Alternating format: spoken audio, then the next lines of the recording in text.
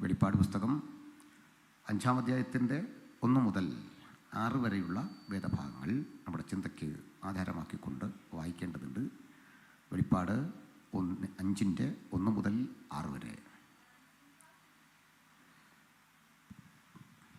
ഞാൻ സിംഹാസനത്തിൽ ഇരിക്കുന്നവൻ്റെ വലം കൈയിൽ അകത്തും പുറത്തും എഴുത്തുള്ളതായി 7 മുദ്രയിട്ട ഒരു പുസ്തകം കണ്ടു.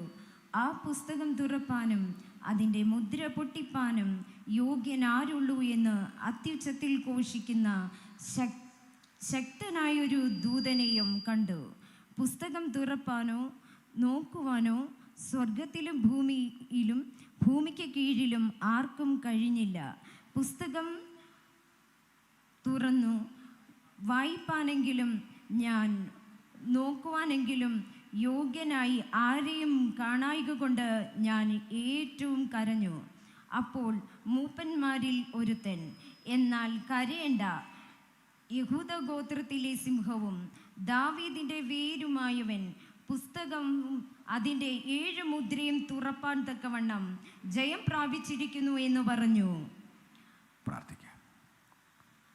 പരിശുദ്ധനെ, ഞങ്ങൾ അങ്ങയുടെ പാദാന്തികം അടുത്തു വരുന്നു. സുദീർഘനാളുകൾ പ്രാർത്ഥിച്ച് ചിന്തിച്ചതുപോലെയുള്ള ഒരു കൂട്ടായ്മയുടെ സമാപന രാത്രിയിലേക്ക് ഞങ്ങൾ വരുന്നു. ഞങ്ങളുടെ യോഗം ഇന്ന് സമാപിക്കുമെങ്കിലും അങ്ങയുടെ പ്രവൃത്തിക്ക് സമാപനമില്ലല്ലോ അപ്പാ. ഒടുക്കമില്ലാത്ത ആ പ്രവൃത്തിയുടെ പന്താവിൽ സാധുക്കൾക്ക് ഒരു രാത്രി നിൽപ്പാൻ കാരുണ്യം കാട്ടിയതുകൊണ്ട് സ്തോത്രം. അവിടുത്തെ നന്മകൾക്കും ഉപകാരങ്ങൾക്കുമൊക്കെ നന്ദി. പ്രാർത്ഥന കേട്ടതുകൊണ്ട് സ്തോത്രം. യേശുവിൻ നാമത്തിൽ തന്നെ ആമേൻ. Praise the Lord. ഹല്ലേലൂയ. വളരെ അനുഗ്രഹീതമായ തിരുവചനത്തിനായി ദൈവത്തിന് മഹത്വം. വിശുദ്ധ ബൈബിളിലെ ഒടുവിലത്തെ ഗ്രന്ഥമാണ് വെളിപ്പാട് പുസ്തകം. ഞാനും നിങ്ങളും പ്രതിസന്ധികളുടെ നടുവിൽ ക്രിസ്തീയ വിശ്വാസം സ്വീകരിച്ച് സമൂഹത്തിൻ്റെ നാനാതുറകളിലുള്ള പലതരം പോരാട്ടങ്ങൾ ഏറ്റുവാങ്ങി, ഒറ്റപ്പെടലും ത്യാഗവും വേദനയും ഏറ്റുവാങ്ങി വില കൊടുത്തു നിൽക്കുന്ന ഈ വിശ്വാസത്തിന് എന്താണ് പരിസമാപ്തി? അത് സഭയുടെ പ്രത്യാശയാകുന്ന നിത്യതയാണ്. നിത്യത എന്നൊന്നില്ലെങ്കിൽ ഇന്ന് ഞാനും നിങ്ങളും ഇവിടെ കൂടി വന്നിരിക്കുന്നത് വ്യർത്ഥമാണ്. നിത്യത എന്നൊന്നില്ലെങ്കിൽ സുവിശേഷ പ്രസംഗങ്ങൾ ആവശ്യമില്ലാത്തതാണ്. നിത്യത എന്നതിനെ പറ്റി ഒരു കാഴ്ചപ്പാടില്ലെങ്കിൽ ക്രിസ്ത്യാനിത്വത്തിന് തന്നെ പ്രസക്തിയില്ല. ഇതെൻ്റെ വാക്കല്ല, അപ്പോസ്തലൻ്റെ വാക്കാണ്. അപ്പോസ്തലൻ പറയുന്നു, മരിച്ചവർ ഉയർക്കുന്നില്ല എങ്കിൽ ഞങ്ങളുടെ പ്രസംഗം വ്യർത്ഥം. മാത്രമല്ല, ക്രിസ്തു മരിച്ചവരിൽ നിന്ന് ഉയർത്തെഴുന്നേറ്റു എന്ന് ഇന്നുവരെ പ്രസംഗിച്ചു വരുന്ന അവസ്ഥയ്ക്ക് വിപരീതമാകുന്നത്. ക്രിസ്തു ഉയർത്തെഴുന്നേറ്റിട്ടില്ല എങ്കിൽ ഞങ്ങൾ പറയുന്നതൊക്കെ വ്യർത്ഥം. ചുരുക്കത്തിൽ കഴിഞ്ഞ 2000 ആണ്ടുകളായി വ്യർത്ഥമല്ലാത്ത ഒരു മഹാസന്ദേശമായി ഈ സുവിശേഷം ലോകത്ത് നിൽക്കാൻ കാരണം മരിച്ചവരുടെ പുനരുദ്ധാനത്തെക്കുറിച്ചും നിത്യതയെക്കുറിച്ചും പ്രത്യാശ മുമ്പോട്ട് വെക്കുന്ന ക്രിസ്തീയ സിദ്ധാന്തത്തിൻ്റെ ഏറ്റവും പ്രധാനപ്പെട്ട കാതലായ വിഷയമായതുകൊണ്ട് നമുക്ക് എല്ലാ അപജയങ്ങളെയും അതിജീവിച്ച് ഇവിടെ വരെ വരാൻ സർവശക്തൻ പ്രാപ്തി നൽകി. അതുകൊണ്ട് ഈ വായിച്ച തിരുവെഴുത്ത് അല്ലെങ്കിൽ വെളിപ്പാട് പുസ്തകം സഭയുടെ ഭാവി സംബന്ധിച്ച്, നിത്യത സംബന്ധിച്ച് വിശദീകരിക്കുന്ന ഏറ്റവും ആധികാരികമായ ഭാവമാണ്. ആ ഭാഗം വിശദീകരിക്കുമ്പോൾ നല്ല ഏകാഗ്രതയും പ്രാർത്ഥനയും നിങ്ങൾക്കില്ല എങ്കിൽ പറയുന്ന ഒന്നും മനസ്സിലാവില്ല. നിങ്ങൾ പറഞ്ഞിട്ട് പോകും, അകപ്പാടെ വരണ്ട, എന്തൊക്കെയോ കാര്യങ്ങൾ കേട്ടു, ഒന്നും പിടിയിട്ടില്ല. അത് വെളിപ്പാട് വായിച്ചാൽ തന്നെ അങ്ങനെ മനസ്സിലാവില്ല എങ്കിൽ പ്രസംഗിച്ചാൽ ഉള്ള അവസ്ഥ അറിയാമല്ലോ. പക്ഷെ ഒരു കാര്യം ഉറപ്പാണ്, ഏകാഗ്രതയോടെ ശ്രദ്ധിക്കുന്ന ചിലർക്ക് ഈ വചനം തീർച്ചയായും ആത്മീയമായ വലിയ ഉള്ളടക്കങ്ങളെ സ്വാംശീകരിക്കാൻ സർവശക്തൻ കൃപ നൽകും എന്നാണ് എൻ്റെ പ്രതീക്ഷ. സന്തോഷമല്ലേ? ഞാനൊരു കാര്യത്തിൽ ഒരൽപ്പം വ്യത്യസ്തനാണ്. ആരെക്കൊണ്ടും ജീവിതത്തിൽ ഇന്ന് വരെ ഞാൻ കരമുയർത്തി ഹല്ലേലൂയ പറയിപ്പിച്ചിട്ടില്ല. അത് ചെയ്യുന്ന തെറ്റാണെന്നൊന്നുമല്ല. നിങ്ങളെല്ലാം ദൈവത്തെ സ്തുതിക്കണം, പക്ഷെ അത് എൻ്റെ ചെലവിൽ വേണ്ട. അതുകൊണ്ടാണ്. മനസ്സിലായില്ലേ?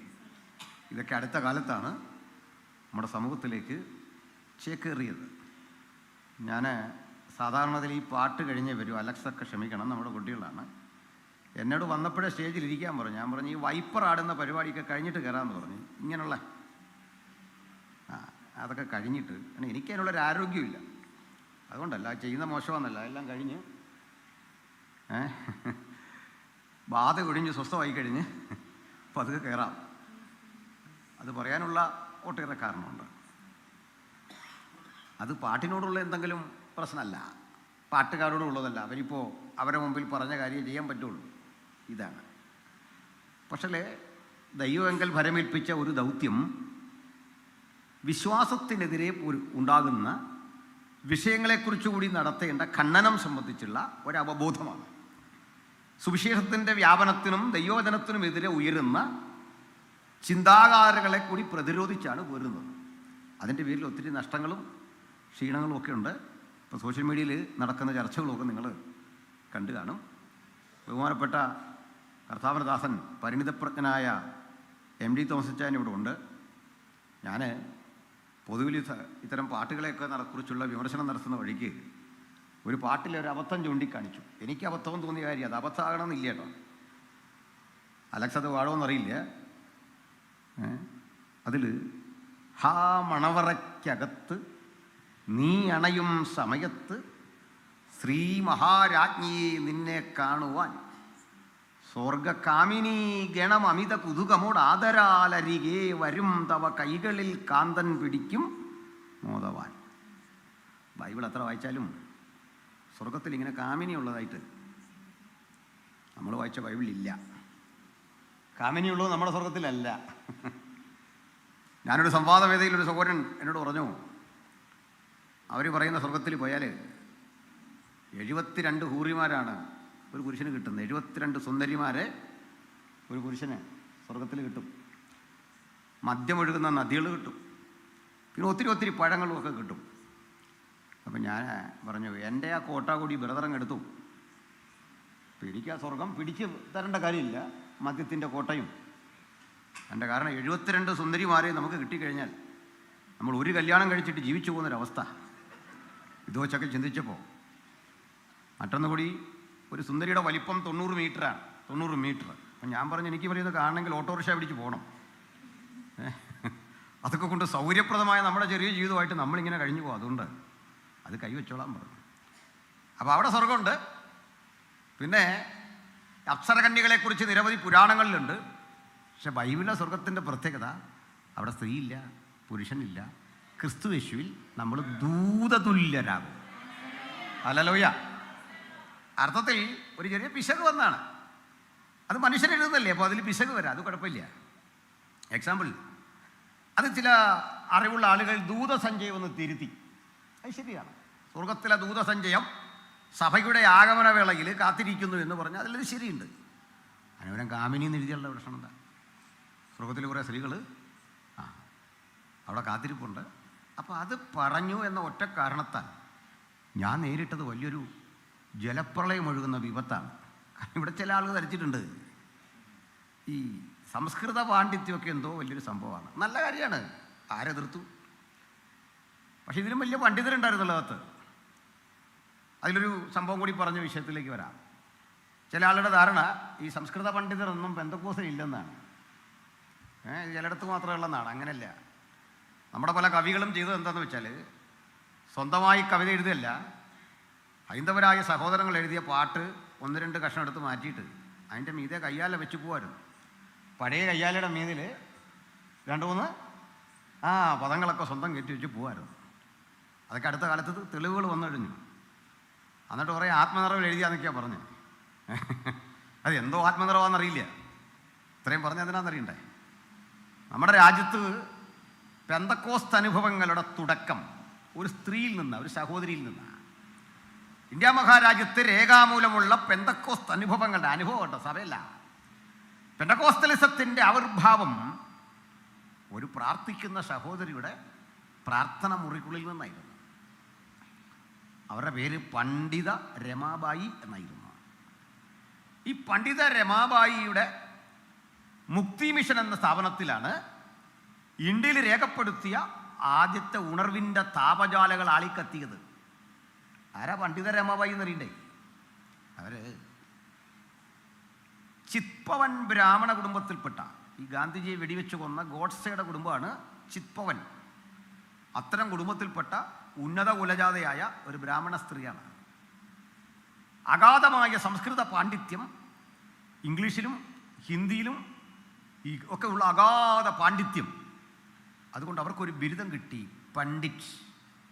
ബിരുദം കിട്ടിയെന്ന് മാത്രമല്ല, ഈ ബിരുദം കിട്ടുന്ന ഇന്ത്യയിലെ ഒന്നാമത്തെ ആളാണ് പണ്ഡിത രമാബായി. പണ്ഡിറ്റ് കറുപ്പൻ അല്ലെങ്കിൽ പണ്ഡിറ്റ് നെഹ്റു എന്നൊക്കെ പറയും മുമ്പ് പണ്ഡിത രമാബായി ഉണ്ടായിരുന്നു. തീർന്നില്ല.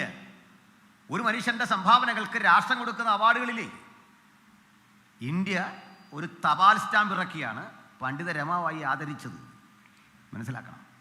ഈ ചരിത്രമൊന്നും അറിയാതെ പെന്തക്കോസ്ത് സഭകൾക്കുള്ളിൽ അറിവും വിവേകവും ഇല്ലാത്ത പിതാക്കന്മാർ തുടങ്ങിയ നിലയിലാണ് ഇതേക്കുറിച്ച് പറഞ്ഞൊപ്പിച്ച് വെച്ചിരിക്കുന്നത്. അങ്ങനെയല്ല. നമ്മുടെ പൂർവികരെ കുറിച്ച് കൂടി ഇത് പഠിക്കണം. എന്താ അറിയണ്ടേ? ഇന്ത്യയിൽ, കേരളത്തിൽ ഈ പ്രവർത്തനങ്ങൾക്ക് തുടക്കം കുറിച്ച മഹാരഥന്മാരിൽ ഒരാളാണ് ശ്രീ ART അതിശയം എന്ന കർത്തൃദാസൻ. AR തങ്കയ്യ അതിശയം തമിഴ് ബ്രാഹ്മണനായിരുന്നു. സംസ്കൃതത്തിലും ഇംഗ്ലീഷിലും മലയാളത്തിലും ഉജ്ജ്വലമായ പാണ്ഡിത്യം. ബൈബിളിലെ ഉൽപ്പത്തി പുസ്തകത്തിന് ഭാഷ്യം ചമച്ചയാളാണ്. ആദരണനായ ഷാരോൺ ഫെലോഷിപ്പ് ചർച്ചിൻ്റെ പ്രസിഡന്റായ തോമാച്ചായൻ അന്നത്തെ കാലത്തെ ഡോക്ടറേറ്റ് ഉള്ളയാളാണ്, PhD, റിസർച്ച് ചെയ്തെടുത്ത ഇംഗ്ലീഷ് സാഹിത്യത്തിൽ PhD. ഇത്തരം മഹാരഥന്മാരൊക്കെ ഉണ്ട്. ഇനി ബൈബിളിലെ പാണ്ഡിത്യം എടുത്താൽ ആദരണനായ TG ഉമ്മൻ എന്നറിയപ്പെടുന്ന കർത്തദാസനുണ്ട്. Pastor K. എബ്രഹാം ഉണ്ട്.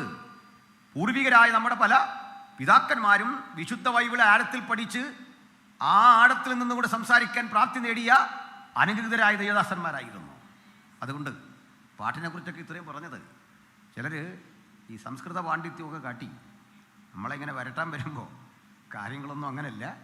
മാത്രമല്ല, ഈ ചില പാട്ടിലൊക്കെ കേൾക്കാൻ സുഖമുള്ള ചില പ്രയോഗങ്ങൾ കാണും. അത് നല്ലതാണ്. ഈ പാട്ടിൽ ചേകാനുപ്രാസം എന്നൊരു പ്രയോഗമുണ്ട്. അല്ലെങ്കിൽ അതായത് ഈ ലഘു കൂടുതൽ ഉപയോഗിച്ചാൽ, ഗുരുവും ലഘുവും ഉണ്ടല്ലേ? മലയാളമായിരുന്നോ അല്ലേ? ഗുരുവും ലഘുവില്ലേ? രണ്ട് മാത്രമുള്ള അക്ഷരത്തെ ഗുരുവെന്നും ഒരു മാത്രമുള്ള അക്ഷരത്തെ ലഘുവെന്നും പറയും. അപ്പം ലഘു കൂടുതൽ ഉപയോഗിച്ചാൽ ഈ കേട്ട് കഴിഞ്ഞാൽ പാട്ടിനകത്തൊരു ഇമ്പം കൂടും. ലഘു അക്ഷരങ്ങളുടെ അമിതമായ പ്രയോഗം അത് പ്രാസഭംഗിയോട് ഉപയോഗിച്ച് കഴിഞ്ഞാൽ കേൾക്കുമ്പോൾ നല്ല ഇമ്പമാണ്. ആ ഇമ്പം എന്ന് ഞാൻ പറഞ്ഞത് അങ്ങനെ നമ്മുടെ കവികൾ പലരും രേഖപ്പെടുത്തിയിട്ടുണ്ട്, എഴുതിയിട്ടുണ്ട്. ഇപ്പോൾ നമ്മുടെ പാടും ഞാൻ പരമേശന് സതതം എൻ്റെ പാപമെല്ലാം പോക്കിയത്, മനോഹരമായ പാട്ടാണ്. ഞാൻ ഓർക്കാറുണ്ട് ആ പാട്ട് കേട്ടിട്ട്. ബൈബിളിലെ ഉപദേശം അപ്പാടെ എഴുതിയിട്ടുണ്ട് അതിനകത്ത്. രക്ഷ, സ്നാനം, ദൂതറിയിക്കുക, സുവിശേഷീകരണം, മടങ്ങിവരവ്. ഇതെങ്ങനെയാണ് ഇത്രയും മനോഹരമായത് എഴുതിയതെന്ന് ഓർക്കാറുണ്ട്. അത്ര മനോഹരമാണ്. കാരണം എന്താ? അതിൽ സാഹിത്യമുണ്ട്, ഉപദേശമുണ്ട്, വേദപുസ്തക സിദ്ധാന്തങ്ങളുണ്ട്. അപ്പോൾ പാട്ടെഴുതുന്നവരും പാട്ട് പാടുന്നവരും ഓർക്കണം, അതിൽ ബൈബിൾ ഉണ്ടാകണം. ഇനി ബൈബിൾ ഉണ്ടായില്ലെങ്കിലും ബൈബിളിന് എതിരായി പോകരുത്. ഇതുപോലെ വേദപുസ്തക സത്യങ്ങൾക്ക് എതിരായി പോകരുത്. ആ സത്യത്തിൻ്റെ ചുവട്ടിലൂടെ തന്നെ നടക്കണം. ഈ സാഹിത്യം തെറ്റിയാലോ ബാക്കിയൊക്കെ തെറ്റി നമുക്ക് ശരിയാക്കാം. ഉപദേശം തെറ്റിയാൽ പിന്നെ വലിയ പാടാണ്, ഭയങ്കര പാടാണ്. അത് എവിടെയെങ്കിലൊക്കെ പോയി നമുക്ക് ശരിയാക്കാം അല്ലേ? ഇവരോട് പറഞ്ഞ ഒരു മെഷർമെൻ്റൊക്കെ പോയി കഴിഞ്ഞാൽ, ആ നോട്ടൊക്കെ പോയി കഴിഞ്ഞാൽ അതവർ ചെയ്യും. അതിനായ സംഗീതം അതവർ വേണ്ട വിധത്തിൽ ഒന്ന് ഇടിച്ചൊതുക്കൊക്കെ തരും. അങ്ങനെയല്ലേ? എന്നാൽ ഉപദേശം പോയി കഴിഞ്ഞാൽ അവർ ഇടിച്ചൊതുക്കാൻ ഒക്കത്തില്ല, നടക്കുകയില്ല. അതുകൊണ്ട് ബൈബിളിലെ ഉപദേശം വളരെ പ്രധാനപ്പെട്ടതാണ്. ആ ചിന്തകൾ വളരെ പ്രധാനപ്പെട്ടതാണ്. ഞാൻ ഇത്രയൊക്കെ പറഞ്ഞത് ഇന്ന് നമ്മുടെ തലമുറ വന്നിട്ട് പാട്ടിനെക്കുറിച്ചോ സംഗീതത്തെക്കുറിച്ചോ ഒക്കെ ഉള്ള നമ്മുടെ പരമ്പരാഗത കാഴ്ചപ്പാടിൽ നേരെ മാറി അതിൻ്റെ ശരിതെറ്റുകളിലൂടെയാണ് ഇന്ന് നമ്മുടെ കാലം പൊയ്ക്കൊണ്ടിരിക്കുന്നത്. അവിടെയാണ് നമ്മൾ വചനം കേൾക്കേണ്ടതിനും ദൈവജനത്തിൻ്റെ ശരിയായ ആരാധനയെക്കുറിച്ച് ഗ്രഹിക്കേണ്ടതിനുമുള്ള ഉന്നതമായൊരു ബോധം നമ്മളിലെല്ലാം ഉണ്ടാകണം. പ്രൈസ് ലോ. അപ്പം ഞാനിനി മുഖപുര നീട്ടാതെ ഈ വെളിപ്പാട് പുസ്തകത്തിലേക്ക് കടക്കുകയാണ്. ഇതിൻ്റെ 5-ാം അധ്യായമാണ് വായിച്ചത്. 5-ാം അധ്യായം 4-ാം അധ്യായത്തിലെ ഒരു സംഭവത്തിൻ്റെ തുടർച്ചയാണ്. ധന്യനായ യോഹന്നാൻ പത്മോസ് ദ്വീപിൽ സുവിശേഷ നിമിത്തം തടവറയിൽ കിടക്കുകയാണ്. തടവറ എന്ന് പറഞ്ഞാൽ ഒരു ഓപ്പൺ ജയിലാണ്. അക്കാലഘട്ടത്തിൽ ക്രൂരന്മാരായ റോമിലെ അടിമകളെ കൊണ്ടിടാൻ വേണ്ടി, കൊണ്ട് തട്ടാൻ വേണ്ടിയുള്ള ഒരു ഏകാന്ത തടവറ. അതിന് ഉള്ള സംവിധാനം എന്ന് പറയുന്നത് അഴിയൊന്നുമില്ല, അതൊരു ദ്വീപാണ്. ആ ദ്വീപിലേക്ക് കൊണ്ട് തട്ടും. അവിടെ കിടന്ന് കൽക്കരിക്കനിയിൽ പണിയെടുക്കണം. കപ്പൽ ഇടയ്ക്കിടയ്ക്ക് കൽക്കരി കയറ്റാൻ വരുമ്പോൾ ഇവർക്കുള്ള ഭക്ഷണപ്പൊതികൾ എറിഞ്ഞു കൊടുക്കും. അത് കിട്ടിയാലായി ഇല്ലെങ്കിലായി. പ്രായാധിക്യം കൊണ്ട് വീർപ്പ് മുട്ടുന്ന മനുഷ്യർ, മനോരോഗികൾ, കൊടും കുറ്റവാളികൾ ഒക്കെ ഉൾക്കൊള്ളുന്ന ആ സ്ഥലത്തേക്ക് ദൈവപുരുഷനെ സുവിശേഷ സംബന്ധിയായി അവിടേക്ക് കൊണ്ട് തട്ടി. അദ്ദേഹം ആ കിടപ്പിൽ എന്തൊക്കെയായിരിക്കും ചിന്തിക്കാൻ നോക്കുക. തൊട്ടടുത്ത് കിടക്കുന്നത് ഒരു കൊടും ക്രിമിനലാണ്, ഒരു കുറ്റവാളിയാണ്. അപ്പുറത്ത് ജീവശ്വാസം വലിച്ചു കിടക്കുന്ന, പ്രാണൻ നഷ്ടപ്പെടാൻ തുടങ്ങുന്ന മറ്റൊരുത്തൻ കിടക്കുന്നു. ഇനി അതിനപ്പുറത്ത് സമനില തെറ്റിയ മറ്റൊരാൾ എന്തൊക്കെയോ പുലമ്പിക്കൊണ്ടിരിക്കുന്നു. വ്യത്യസ്തങ്ങളായ ഈ ജീവിത പശ്ചാത്തലങ്ങളുടെ നടുവിൽ ഭക്തൻ പറയുകയാണ്, കാര്യം ഇങ്ങനെയൊക്കെ ആണെങ്കിലും എൻ്റെ ചുറ്റും ഭ്രാന്തന്മാർ അലറുന്നുണ്ട്. അപ്പുറത്ത് ഈ മാംസം കടിച്ചു പറിക്കാൻ ക്രൂര മൃഗങ്ങൾ ഓടി വരുന്നുണ്ട്. ഞാനും ഏതാണ്ടൊക്കെ ജീവിതത്തിൻ്റെ അന്ത്യഘട്ടത്തിലേക്ക് എത്തിയെന്ന് ശരീരത്തിൻ്റെ ഭാഷ പറയുന്നു. 90-95 വയസ്സ് പ്രായമായി കഴിഞ്ഞു. നിവരെ നിൽക്കാൻ ത്രാണി നഷ്ടപ്പെട്ടു. ഇവിടെ കിടന്ന് ഞാൻ മരിക്കുമെന്നൊക്കെ എവിടേക്കോ ഇരുന്ന് എൻ്റെ ബോധം എന്നെ പഠിപ്പിക്കുന്നു. പക്ഷെങ്കിൽ കർത്തൃ ദിവസത്തിൽ ഈ പ്രതിസന്ധിയുടെ നടുവിലും ഞാൻ ആത്മവിവശനായി ഒരു കാര്യം ഇന്ന് രാത്രി ദൈവമക്കൾ ഉറപ്പിച്ചുകൊള്ളണം. പരിസ്ഥിതി ഏതായിരുന്നാലും ആത്മപകർച്ചയുടെ ആഴങ്ങൾ ജീവിതത്തിലേക്ക് ഒഴുകിക്കഴിഞ്ഞാൽ ആർക്കും അതിനെ തടയാൻ സാധിക്കില്ല. ഒരു പത്മോസിനും തടയാനാവാത്ത വിധത്തിൽ, ഒരു നിയമത്തിനും തടയാനാവാത്ത വിധത്തിൽ, ഒരു സാഹചര്യത്തിനും ഉന്മൂലനം ചെയ്യാൻ കഴിയാത്ത വിധത്തിൽ ആത്മപകർച്ച വ്യാപരിച്ചപ്പോൾ കർത്തൃ ദിവസത്തിൽ ഞാൻ ആത്മവിവശനായി. അങ്ങനെയെങ്കിൽ ആത്മവിവശതയുടെ ഹേതുവായ ആ ദൈവസാന്നിധ്യം ഞാനിങ്ങനെ ആസ്വദിച്ചിരിക്കവേ ഒരു നാദം എൻ്റെ കാതിൽ കേട്ടു. സുന്ദരമായൊരു ശബ്ദം എൻ്റെ കാതിൽ കേട്ടു.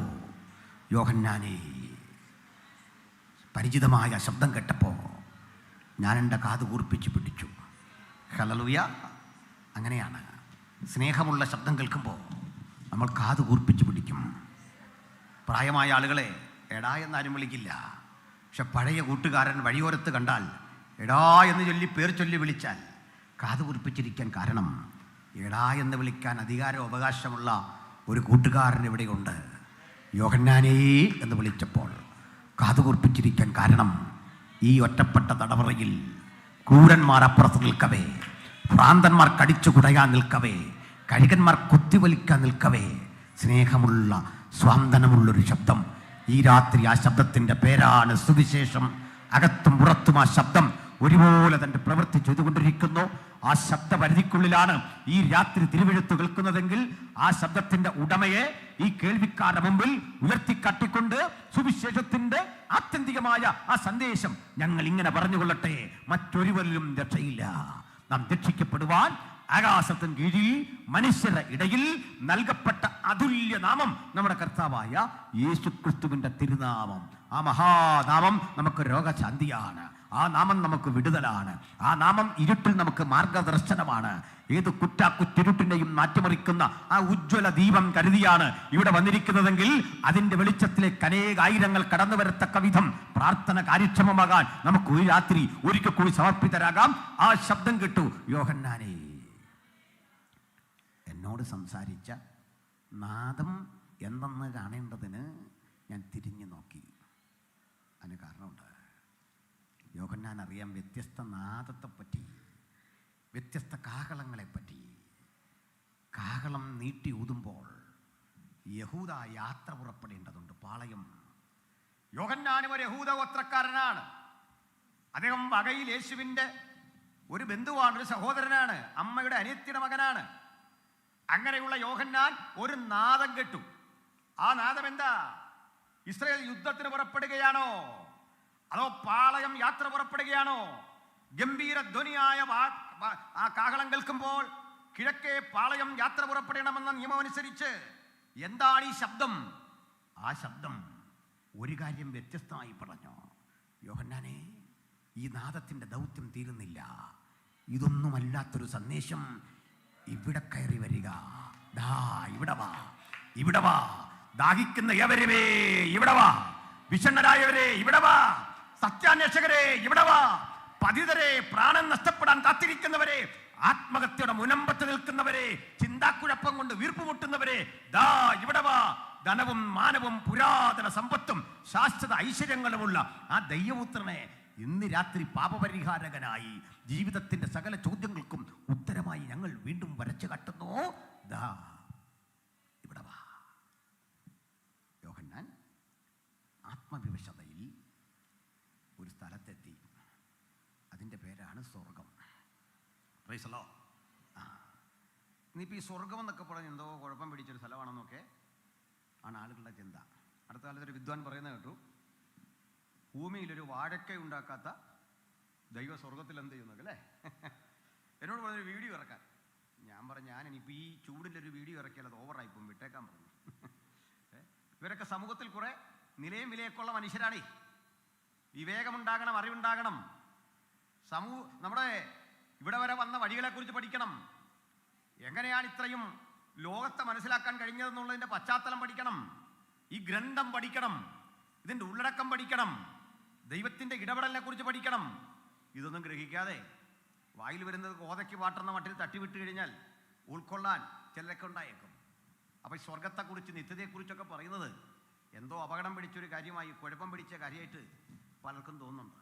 പക്ഷെ ദൈവത്തെ വിശ്വസിക്കുന്ന നമുക്ക് സ്വർഗം ഒരു നാച്ചുറലായ പ്ലേസാണ്, ഒരു സ്വാഭാവികമായ സ്ഥലമാണ്. എന്താ കാര്യം? മനുഷ്യരാശിയുടെ ജീവിതത്തിന് ഭൂമി കൊണ്ട് അവസാനിക്കുന്ന, ഇഹലോകം കൊണ്ട് അവസാനിക്കുന്ന താൽക്കാലികതയാണെങ്കിൽ ആ ജീവിതം അർത്ഥശൂന്യമാണ്. നിലനിൽക്കുന്ന ഒരു ആത്മാവുണ്ട് എന്ന് വിശുദ്ധ ബൈബിൾ കൃത്യമായി പഠിപ്പിച്ചു. തെറ്റുപറ്റാത്ത യേശു തൻ്റെ തെറ്റുപറ്റാത്ത നാവ് കൊണ്ട് നമ്മെ പഠിപ്പിച്ച തിരുവെഴുത്താണ് നമ്മൾ ഇന്ന് വായിച്ചതും പഠിക്കുന്നതും. സ്തോത്രം. ഇവിടെ കയറി വരിക. യോഹന്നാൻ ചെന്നു. ഇതിനിടയ്ക്ക് ഈ സ്വർഗം ദർശനത്തിൽ കണ്ട ഒത്തിരി ആളുകൾ, അവകാശപ്പെടുന്ന ഒത്തിരി ആളുകൾ നമ്മുടെ ആൾക്കാരുടെ കൂടെ ഉണ്ട്. ഇതൊന്നും കേൾക്കാൻ പോരും. 10-20 കൊല്ലം മുമ്പ് ഒരു പെൺകുട്ടി ഈ തിരുവല്ല ഭാഗത്ത് സ്വർഗം കണ്ടൊരു പെണ്ണുണ്ടായിരുന്നു. ഒരു പുസ്തകമൊക്കെ എഴുതി. അതിനകത്ത് രസകരമായൊരു കാര്യമുണ്ട്. ഞാൻ സ്വർഗത്തിലെത്തിയപ്പോൾ യേശുപ്പച്ചൻ അവിടെ നിൽക്കുന്നു. ഞാൻ യേശുപ്പച്ചനെ കണ്ടത് ഓടിച്ചെന്നു. യേശുപ്പച്ചനെ വിളിച്ചുകൊണ്ടൊരു പൂന്തോട്ടത്തിൽ കൊണ്ടുപോയി. അവിടെ മനോഹരമായൊരു തടാകം. ആ തടാകത്തിലൂടെ സ്വർണ്ണ നിറമുള്ള മത്സ്യം, സ്വർണ്ണ മത്സ്യം. അപ്പോൾ ഈ തടാക സ്വർണം, നിൽക്കുന്ന ആൾ സ്വർണം, മൊത്തം സ്വർണ്ണമാണ്. അവസാനം മീൻ പിടിച്ചുകൊണ്ട് വന്നു, സ്വർണ്ണ ചീനച്ചട്ടിയിലിട്ട് എനിക്ക് വറുത്ത് തന്നു. അതും മേടിച്ച് വായിച്ച പുള്ളികളുണ്ട്. ഇപ്പോൾ അതിൻ്റെ അനന്തരാവസ്ഥയൊന്നും ഞാനിപ്പോൾ പറയുന്നില്ല. ഞങ്ങൾ അന്നേ പറഞ്ഞു, ഇതൊന്നും വിറ്റഴിക്കാൻ സമ്മതിക്കരുത്. ഈ പുസ്തകത്തോട് നീതി പുലർത്താത്ത ഒന്നും സ്വീകരിക്കാൻ ദൈവമക്കൾക്ക് ബാധ്യതയില്ല. വിശുദ്ധന്മാർക്ക് ഒരിക്കലായി ഫലമേൽപ്പിച്ച അതിവിശുദ്ധ വിശ്വാസമാണിത്. ഇതിന് നിരക്കാത്തതൊന്നും എവിടെയും ഉണ്ടാകാൻ പാടില്ല. ഈ പുസ്തകത്തിന് സ്വീകരിക്കാൻ കഴിയാത്തതിനെ സ്വീകരിക്കത്തക്ക വിധം വിശാലമല്ല പ്രാർത്ഥിക്കുന്ന ദൈവങ്ങളുടെ ഹൃദയം. ഈ പുസ്തകത്തിൽ ഇല്ലാത്തതും ഇവിടെ നിന്ന് വരാത്തതൊന്നും ദൈവികമായിരിക്കുന്നില്ല. അത്രയും മാത്രമേ ഞാൻ അതേക്കുറിച്ച് പറയുന്നുള്ളൂ. സ്തോത്രം. അപ്പോൾ നമ്മൾ കണ്ടു, ഈ കർത്താവ് ഇവിടെ കയറി വരാൻ പറഞ്ഞപ്പോൾ ഒരു പരിശുദ്ധ സ്വർഗത്തെ കാണിച്ചു കൊടുക്കുക. ഈ സ്വർഗത്തെക്കുറിച്ച് പറയാൻ രസാവഹമായ ഒത്തിരി കാര്യമുണ്ട്. ഒന്നാമത്തെ കാര്യം, ഞാൻ നോക്കിയപ്പോൾ ഒരു സിംഹാസനം വച്ചിരിക്കുന്നത് കണ്ടു. സിംഹാസനത്തിൽ ഇരിക്കുന്നവൻ കാഴ്ചയ്ക്ക് സൂര്യകാന്തത്തോടും പത്മരാഗത്തോടും സദൃശ്യൻ. സിംഹാസനത്തിൻ്റെ ചുറ്റിലും 24 സിംഹാസനം, അതിൽ 24 മൂപ്പന്മാർ. അവർക്ക് സ്വർണ്ണ കിരീടങ്ങൾ ഉണ്ടായിരുന്നു. സിംഹാസനത്തിൻ്റെ മുമ്പിൽ നിന്ന് പളുങ്കിനൊത്തൊരു കണ്ണാടിക്കടൽ പുറപ്പെട്ടു. സിംഹാസനത്തിൻ്റെ ചുറ്റിലും അതിനു മുമ്പിലും 4 ജീവികൾ നിരന്തരം ദൈവമഹത്വം പ്രകീർത്തിച്ചു കൊണ്ടിരുന്നു. ഈ 4 ജീവികളുടെ പ്രത്യേകത, ഒന്നാം ജീവി സിംഹത്തിന് സദൃശ്യവും, രണ്ടാം ജീവി കാളയ്ക്ക് സദൃശ്യം, മൂന്നാം ജീവി മനുഷ്യന് സദൃശ്യം, നാലാം ജീവി പറക്കുന്ന കഴുകന് സദൃശ്യം. ഈ ജീവികൾ 6 ചിറകുണ്ടായിരുന്നു. 6 ചിറകുള്ള ഈ ജീവികൾ 2 ചിറക് കൊണ്ട് മുഖം മൂടുകയും 2 കൊണ്ട് പറക്കുകയും 2 കൊണ്ട് പാദം മൂടുകയും ചെയ്തുകൊണ്ട് ഒരുത്തനോട് ഒരുത്തൻ. ആ പ്രയോഗം ശ്രദ്ധിക്കണം.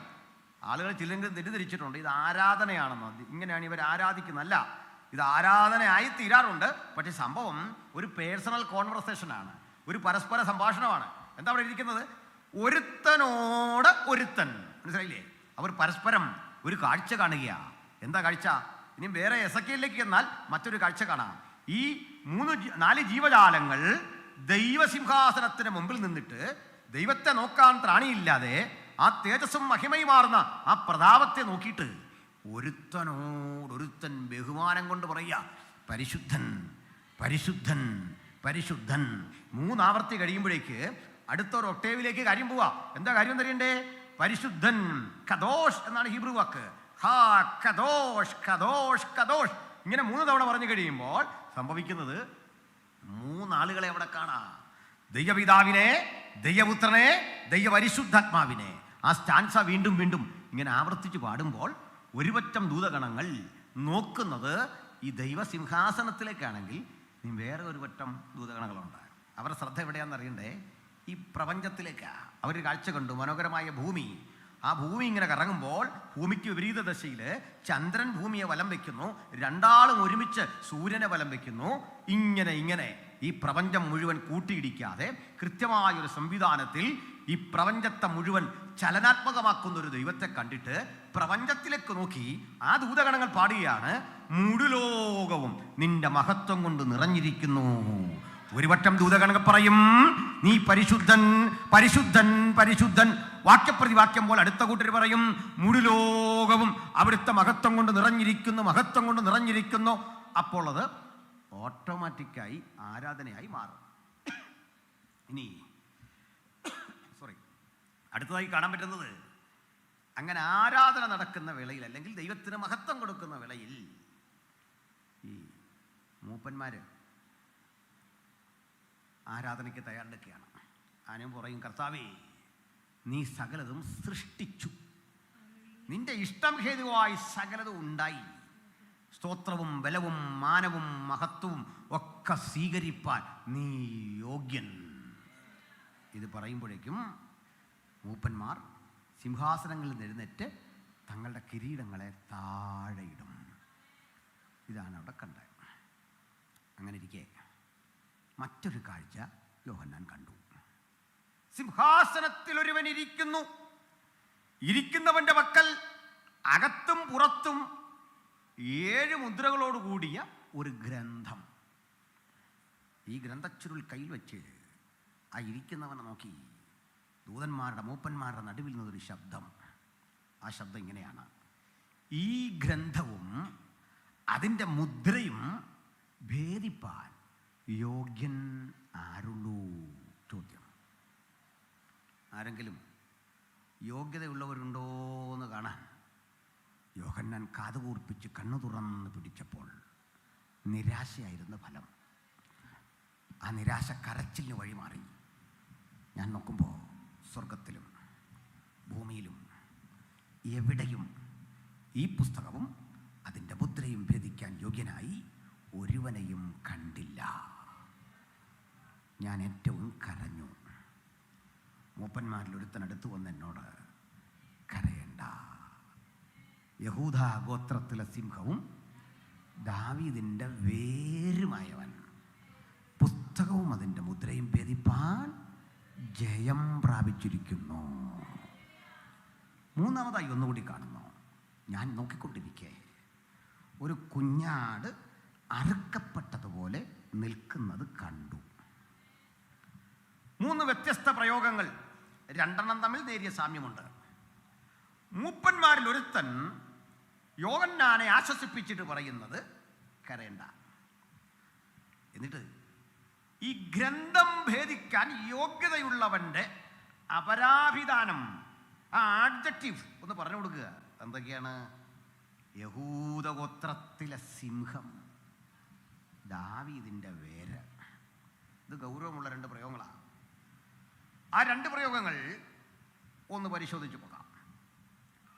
12 ഗോത്രങ്ങൾ ഇസ്രായേൽ മക്കൾക്കുണ്ട്. ആ 12 ഗോത്രങ്ങളിൽ രൂബേൻ, ശിമയോൻ, ലേവി, യഹൂദ, ഈ 4 ആളുകൾ യാക്കോബിൻ്റെ മക്കളിൽ ലേയയുടെ പുത്രന്മാരായി അറിയപ്പെടും. ഈ 4 മക്കൾക്കൊരു പ്രത്യേകതയുണ്ട്. ഒന്നാമൻ്റെ പേര് രൂബേൻ എന്നാകുന്നു. രൂബേൻ, ആ പദത്തിൻ്റെ അർത്ഥം നോക്കൂ ഒരു പുത്രൻ. അവരുടെ ചരിത്രം നമുക്കറിയാം. ആ ചരിത്രത്തിൽ ചില വേദനിപ്പിക്കുന്ന കഥകളുടെ ഓർമ്മകളുണ്ട്. യാക്കോബിന് 2 ഭാര്യമാരുണ്ടായിരുന്നു. അതിൽ ലേയ അനിഷ്ടയും റാഹേല് ഇഷ്ടയുമായ 2 ക്യാരക്ടേഴ്സായിരുന്നു. നമുക്കതും അറിയാം. എന്നാൽ ലേയെ യാക്കോബിന് ഇഷ്ടമല്ലെങ്കിലും ദൈവത്തിൻ്റെ പദ്ധതിയിൽ ലേയ ഉണ്ടായിരുന്നു. ലേയ ഒരു മകനെ പ്രസവിച്ചു. ആ മകന് പേരിട്ടു രൂബൻ. ബെൻ അർത്ഥം പുത്രൻ എന്നാണ്.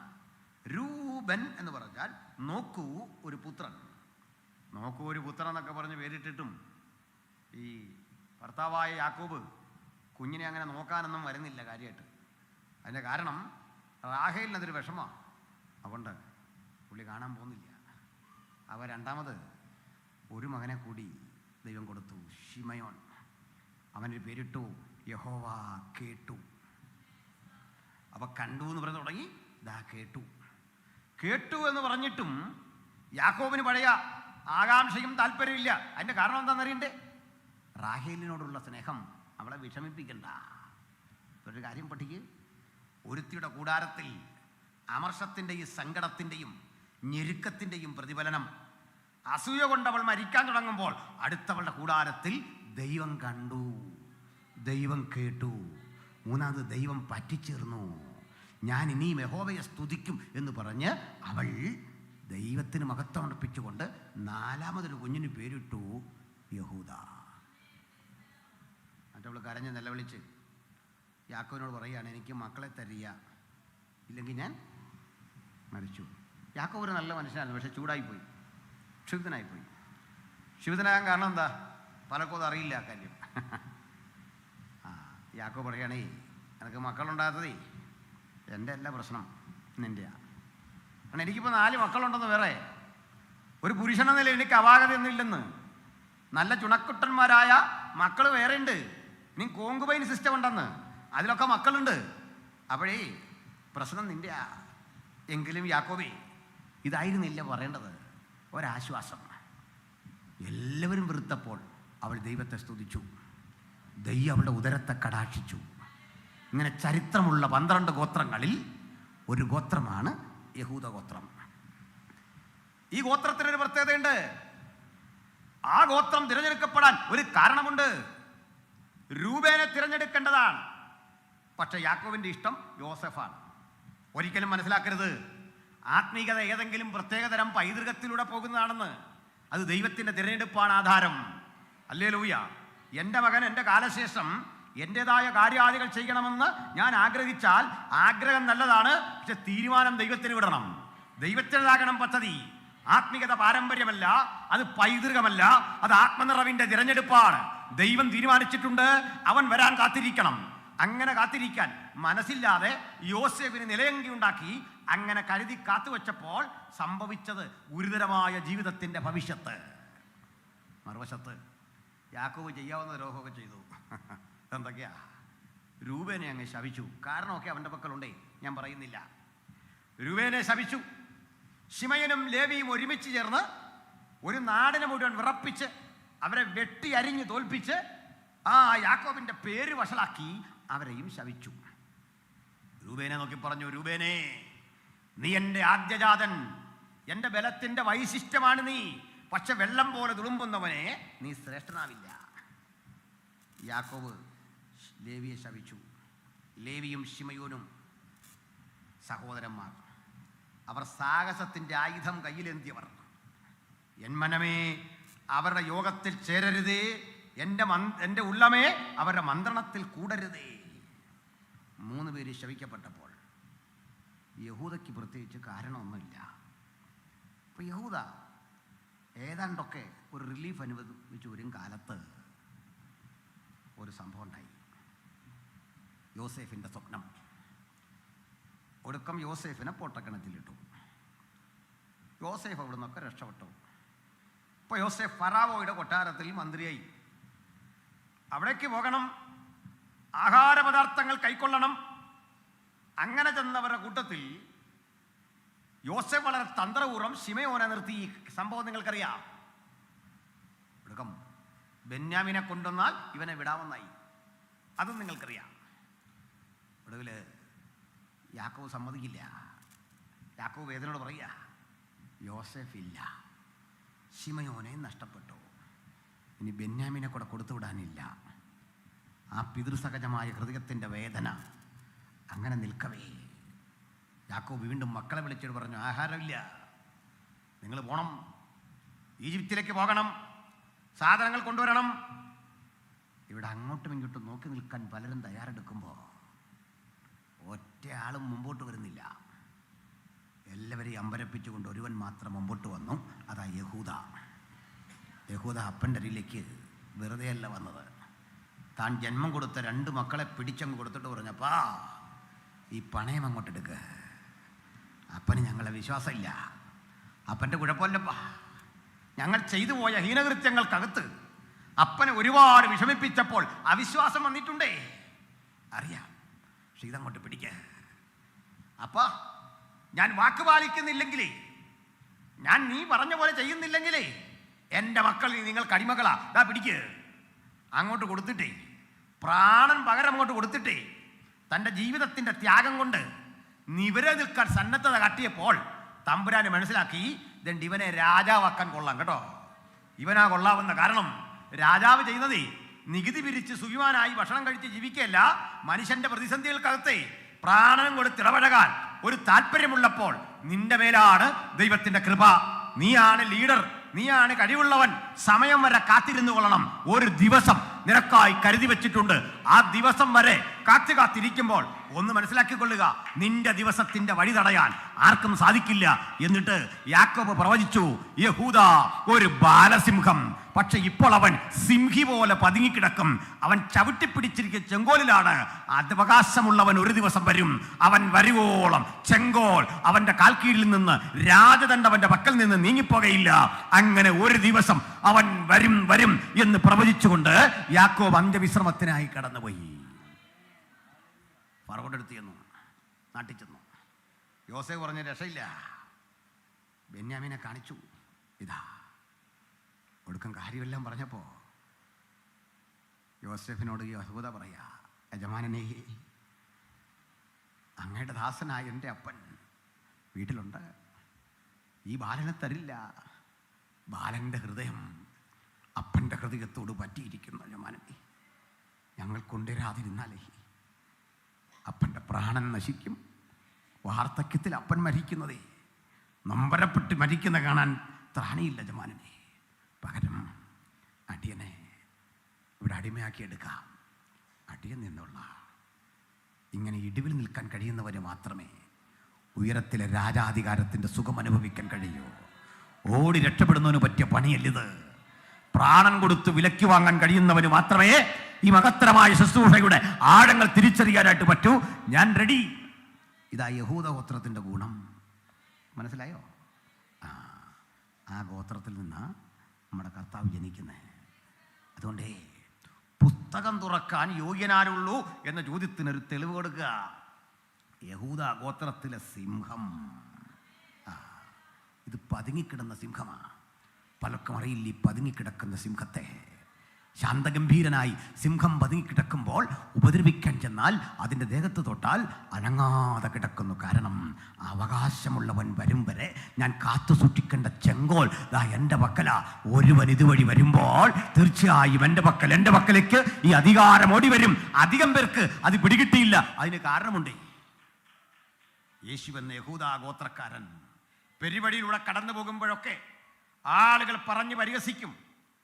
ഓരോന്ന് പറഞ്ഞ് പരിഹസിക്കാറുണ്ട്. അത് ചിലർ വിളിക്കുക ശാസ്ത്രമറിയാത്തവൻ, തച്ചൻ്റെ മകൻ, അറിവ് കെട്ടവൻ, ഇങ്ങനെ പറഞ്ഞ് ആക്ഷേപിക്കുമ്പോൾ 2 കണ്ണിനും കാഴ്ചയില്ലാത്തൊരു പാവം മനുഷ്യൻ വഴിയോരത്തിരിപ്പുണ്ട്. അവൻ വിളിക്കുക, ദാവീദ് പുത്ര, ദാവീദ് പുത്ര. പ്രവചനം മുഴുവൻ സഫലമായത് അവൻ്റെ ജീവിതത്തിലാണ്. ആയിരക്കണക്കിന് പ്രവചനങ്ങളുടെ ആ ശബ്ദധാരകൾ ഒഴുകി വരുമ്പോൾ ഏറ്റെടുക്കാൻ കണ്ണു തുറന്ന് പലർക്കും കഴിയാതിരുന്നപ്പോൾ കണ്ണുകൾ നഷ്ടപ്പെട്ടവൻ പറയാ, ദാവീദ് പുത്ര, ദാവീദ് പുത്ര. പ്രമാണം വായിക്കാൻ ത്രാണിയില്ലാത്തവൻ, ഇരുളും വെളിച്ചവും തിരിച്ചറിയാത്തവൻ, നിറമെന്തെന്നറിയാത്തവൻ, വൃക്ഷമെന്തെന്നറിയാത്തവൻ, കേട്ടുകേൾവിയുടെ അടിസ്ഥാനത്തിൽ അവസരത്തിൽ മാത്രം കാര്യം ഗ്രഹിച്ചവന് മനസ്സിലായി, ഇതാ ഈ മണ്ടരികൾ ഞെരുക്കിക്കൊണ്ട്, ഈ ചുറ്റുപാടുകളെ മുഴുവൻ ആവേശം കൊള്ളിച്ചുകൊണ്ട് ഞാനിരിക്കുന്ന ഇടത്തെ മണ്ടരികൾക്കും രോമാഞ്ചം വരുത്തിക്കൊണ്ട് ദാ ഇതുവഴി ഒരുത്തൻ കടന്നു വരുന്നു. ആ മുഖത്തേക്ക് നോക്കാൻ കഴിയില്ല എനിക്ക്, പക്ഷെ ഒന്ന് ഞാൻ വിളിക്കും, ദാവീദ് പുത്ര, ദാവീദ് പുത്ര, ദാവീദ് പുത്ര. ഈ വിളി ഒരു വിപ്ലവമായിരുന്നു. എന്താ കാര്യം എന്നറിയണ്ടേ? നാട്ടുകാരൊക്കെ അന്ന് യേശുവിൻ്റെ കൂടെ കൂടുന്നവനെ ഒറ്റപ്പെടുത്തി കല്ലെറിയുന്ന കാലം, ആക്ഷേപിച്ച് ഒറ്റപ്പെടുത്തുന്ന കാലം, അപഹസിച്ച് പുറത്താക്കുന്ന കാലം, പള്ളിഭ്രഷ്ടരാക്കുന്ന കാലം, കൂടുന്നവരൊക്കെ പ്രമാണിമാരൊക്കെ ഒന്നടങ്കം യേശുവിനെ തച്ചൻ്റെ മകൻ എന്ന് വിളിക്കുന്ന കാലം, ആക്ഷേപിക്കുന്ന കാലം. ജനാവലികൾ ഇങ്ങനെ ആക്ഷേപിക്കുമ്പോൾ ഒറ്റക്കൊരുത്തൻ പറയാ, ദാവീദ് പുത്ര, ദാവീദ് പുത്ര, ദാവീദ് പുത്ര. ആ വേറിട്ട ശബ്ദത്തിന്റെ പേരാണ് ആരാധന. അതിൽ പര ഒന്നുമല്ല ആരാധന. നമുക്ക് വേറിട്ട് വിളിക്കാം, നീ മാത്രം എൻ്റെ രക്ഷകൻ, നീ മാത്രം എന്റെ വീണ്ടെടുപ്പുകാരൻ, നീ മാത്രം എനിക്കായി ചോര ചൊരിഞ്ഞവൻ, രക്ഷ അങ്ങയുടെ ദാനം, അങ്ങയുടെ ദാനം, അങ്ങയുടെ ദാനം. അടുത്ത കാലത്ത് വിചിത്രവും വേദനാജനകവുമായ ഒരു കാഴ്ച കണ്ടു.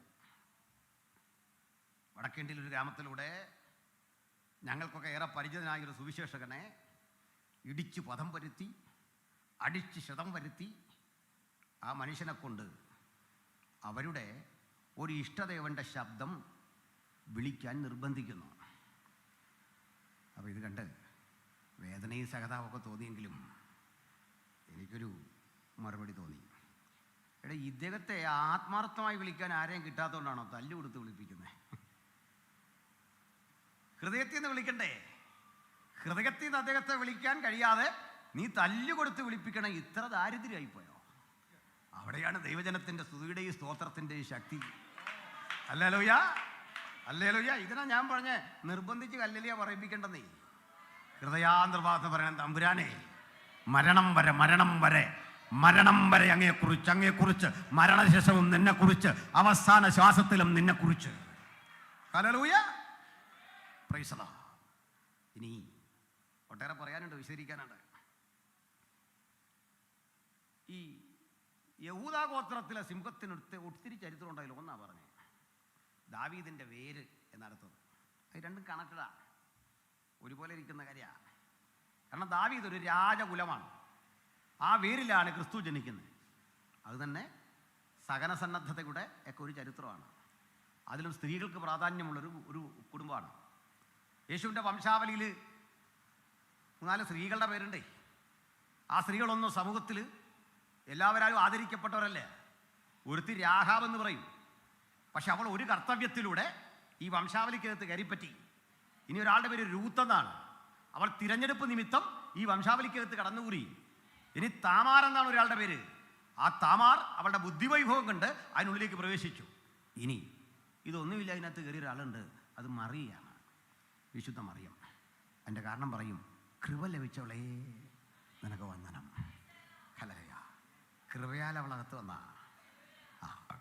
ഞാനും നിങ്ങളും കൃപയാലാണ് ഇതിനകത്ത് വന്നിരിക്കുന്നത്. കൃപ വേറെ ഒന്നും അല്ല നീ. എങ്കിലും ഈ കൃപ എന്നത് അപകടം പിടിച്ചൊരു പദമെന്ന് പലർക്കും അറിയില്ല. ഇത് കേട്ടാൽ നിങ്ങൾ പറയും, ഇനി മുതൽ കൃപ വേണ്ടാന്ന് പറയും.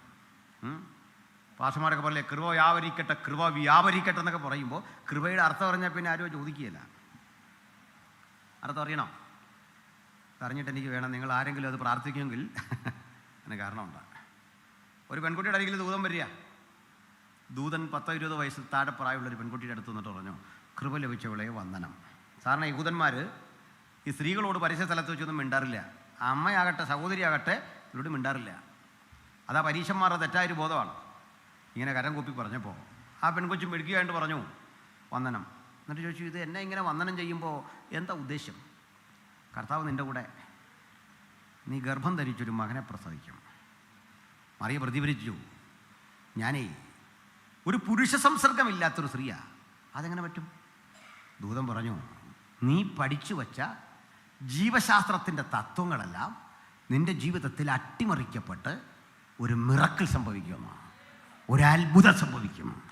ഹല്ലേലൂയ. അവളെന്ത് പറഞ്ഞു? അങ്ങ് പറഞ്ഞ പോലെ എനിക്ക് ഭവിക്കട്ടെ. ഈ പെങ്കൊച്ച് ഇത് ആദ്യം പങ്കിട്ടത് ആരോടായിരിക്കും? വീട്ടിൽ ചെന്ന് അമ്മയുടെ അടുത്താ ആദ്യം പറയുക. അനിയത്തിയുണ്ടേ, യോഹന്നാൻ്റെ അമ്മ അനിയത്തി കേട്ടോ. വീട്ടിൽ ചെന്ന് അമ്മയുടെ അടുത്ത് പറഞ്ഞൊരു വിഷയമുണ്ട്. എന്താ, ഞാൻ ദൂതനെ കണ്ടു. അമ്മയ്ക്ക് അതൊക്കെ സന്തോഷമായി. ഇത് കഴിഞ്ഞ് ദൂതനൊരു ആലോചന പറഞ്ഞു. പറ, ലോട്ടറി അടിക്കുന്നതാണോ, വീട് കെട്ടി പൊക്കുമെന്നാണോ, UK പോകുന്നതാണോ, പെട്ടെന്ന് പറ. ചെല്ലിങ്ങനെ കാത്തിരിക്കുക, ഇങ്ങനെ കേൾക്കാൻ. ഫോണും തുറന്ന് വെച്ചിട്ടിരിക്കുക, ആലോചന പറഞ്ഞ് ഇരിക്കുകയാണ്. എന്നിട്ട് അടുത്ത കാലത്ത് ഒരു അമ്മച്ചി പറഞ്ഞൊരു വിഷയത്തിന് വേണ്ടി പ്രാർത്ഥിക്കണം. എന്താണെന്ന് ചോദിച്ചു. അത് ഞങ്ങളുടെ വീടിന് ചുറ്റും ഒരു പോക്കുവരവുണ്ട്, അതൊന്ന് ശരിയാക്കി തരണമെന്ന്. ഞാൻ പറഞ്ഞു, വല്ല വില്ലേജ് ഓഫീസറേയും കണ്ടാൽ പോരെ, അവിടെ പോയാൽ മതിയോ? ഞാൻ പറഞ്ഞു, ഈ കാര്യത്തിൽ നമ്മളെക്കാൾ പുള്ളി കൃത്യമായിട്ട് ചെയ്യും, ചെറിയൊരു പൈസയൊക്കെ ആകും. ഇടുക്കിയിലേക്കാണെങ്കിൽ കൂടുതലാണ് കേട്ടോ, അത് വേറെ കാര്യം അല്ലേ. ഇടുക്കിയിലൊക്കെ ഇതൊന്നും ചെയ്യണേ, വേറൊരു നോട്ടിന് അത് പൊതിഞ്ഞ് വെച്ച് വേറൊരു നോട്ട് കൊടുക്കണമെങ്കിൽ പറ്റുള്ളൂ ഞാൻ കേട്ടേക്കുന്നത്. പോട്ടെ. അപ്പോൾ ഏതായാലും ഇങ്ങനെയൊക്കെ പ്രാർത്ഥിക്കാൻ പറയുന്നവരുണ്ട്. വളരെ വിചിത്രമായൊരു പ്രാർത്ഥന ഞാൻ അടുത്ത ദിവസം കിട്ടും. രസകരമായൊരു വിടുതലിൻ്റെ ചരിത്രം. ഒരാളെ ദൈവം നടത്തിയ വിധം പറയാണ്. അത് ഇടുക്കിയിലാവട്ടെ, ഇടുക്കി നടന്ന സംഭവം. ഇവിടെ എങ്ങാണ്ടൊരു സബ് കളക്ടർ 100 ഏക്കർ സ്ഥലം എങ്ങനെയോ സംഘടിപ്പിച്ചു. 100 ഏക്കറാ. എന്നിട്ട് സ്വന്തം പേരിൽ എഴുതാൻ കഴിയാതെ ആരുടെയൊക്കെയോ പേരിൽ എഴുതി. ബിനാമി എന്നതിന് പറയുന്നു. പ്രാർത്ഥിച്ച് വിടുതൽ കിട്ടി. ബിനാമി തിരിച്ചെഴുതുന്നില്ല, റിട്ടയർ ആയി കഴിഞ്ഞപ്പോൾ. അപ്പോൾ ബിനാമി എന്ന് പറഞ്ഞാൽ എനിക്ക് സ്വത്ത് ഒത്തിരി എൻ്റെ പേരിൽ വെക്കാൻ കഴിയാത്തതുകൊണ്ട് വേറെ ആരുടെയൊക്കെ പേരിൽ ഇടുക. കാരണം നേരായ വഴിക്കാർക്കാണ് 100 ഏക്കർ സ്ഥലം കിട്ടുമോ. അപ്പോൾ ഇതൊരാൾ പ്രാർത്ഥിച്ചപ്പോൾ ബിനാമി തിരിച്ചെഴുതി കൊടുത്തെന്ന് സാക്ഷി പറയുക. കണ്ടായിരുന്നു, യൂട്യൂബിലൊക്കെ കിടപ്പുണ്ട്. സർക്കാർ കണ്ട നിൻ്റെ ബിനാമി അല്ലാതെ സുനാമി ആകും. എന്താ കാര്യം എന്നറിയണ്ടേ? ഇവിടെ 1 സെൻറ്റ് ഭൂമി ഇല്ലാതെ മനുഷ്യൻ കഷ്ടപ്പെടുമ്പോൾ 100 ഏക്കർ ഭൂമി നിനക്ക് പതിച്ചു എന്ന് പറഞ്ഞാൽ ദൈവം എന്തൊരു സാധന. നീ സേവിക്കുന്ന ആരെയാ? ഇത് പങ്കിടലിൻ്റെ അല്ലേ സുവിശേഷം? നിനക്കൊരു സന്തോഷമല്ല. അങ്ങനെ ബിനാമി സ്വത്തും കള്ളപ്പണവും വെളുപ്പിക്കുന്ന പണം വെളുപ്പിക്കുന്ന ഏർപ്പാടല്ല ദൈവത്തിന്. ഇത് വേറെയാ, കളി വേറെയാ. വെറുതെ കളിക്കാതെ ദൈവത്തിൻ്റെ അടുത്ത് ഇത് വിട്ടുകൊടുത്ത് വിടുതൽ പ്രാപിക്കേണ്ട വഴിയാണ്.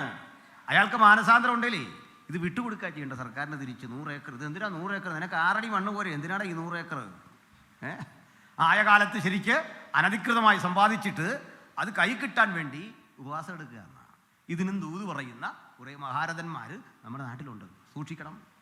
കർത്താവ് വിളിച്ചു പറഞ്ഞുകൊണ്ട് ഇത്തരം കാര്യങ്ങൾ. സ്തോത്രം. ഈ ദൂത് പറഞ്ഞവനൊക്കെ ഇനി അനുഭവിക്കാൻ പോകുന്നുള്ളൂ. കാരണം എന്താ? ഇതൊക്കെ പിടിക്കും. ഇങ്ങനെയാണ് ആളുകൾ ദൈവജനത്തെ അപഹസിക്കുന്നത്, ലോകം അപഹസിക്കുന്നത്. പരിശുദ്ധാത്മാവിൽ നിന്നുള്ള നമ്മുടെ കൂടെ നിൽക്കുന്ന ആളല്ല, അനീതിയുടെ കൂടെ നമുക്ക് ഒപ്പം നിൽക്കുന്ന ആളല്ല. നമ്മുടെ ദൈവം ദഹിപ്പിക്കുന്ന അഗ്നിയല്ലോ. ആ ദൈവത്തിന് നിലപാടുകളുണ്ട്. ആ ദൈവത്തിന് തന്നെ ജനം എങ്ങനെ ആയിരിക്കണം എന്നതിനെ ചൊല്ലി കാഴ്ചപ്പാടുകളുണ്ട്. ആമേൻ, സ്തോത്രം. എന്തിനാണ് ഇത്രയൊക്കെ പറഞ്ഞെന്നറിയണ്ടേ? ഇവിടെ ഇതാ മറിയോട് ദൂതറിയിച്ചു, കൃപ ലഭിച്ചവളെ നിനക്ക് വന്ദനം. അപ്പൊ കൃപ ലഭിച്ചു. അമ്മയുടെ അരിയിൽ പറഞ്ഞു, അമ്മ അതേ, ദൂതൻ പറഞ്ഞത് എനിക്ക് കൃപ കിട്ടിയിട്ട് ഞാൻ ഒരു കുഞ്ഞിനെ ഗർഭം ധരിച്ച് പ്രസവിക്കും. അമ്മ നടുങ്ങിപ്പോയി. അമ്മ പറഞ്ഞു, നീ ഇന്ന് പറഞ്ഞതിരിക്കട്ടെ, ഒരു മനുഷ്യനോട് പറയരുത്, മിണ്ടാതിരി. അപ്പോൾ മിണ്ടാതെ അങ്ങനെ ഇരിക്കുമ്പോൾ ഒരമ്മയല്ലേ, തൻ്റെ കുട്ടിക്ക് വരുന്ന മാറ്റങ്ങൾ അമ്മയ്ക്ക് അറിയാം. അവളുടെ ശരീരഘടനയ്ക്ക് മാറ്റം വരും.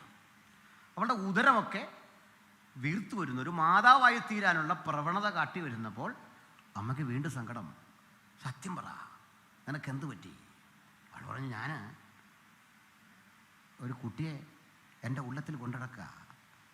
നീ എന്തായി പറയുന്നേ? ഗത്യന്തരമില്ല. അവസാനം അപ്പൻ്റെ അടുത്ത് പറഞ്ഞു, ഇങ്ങനൊരു വിഷയമുണ്ട്.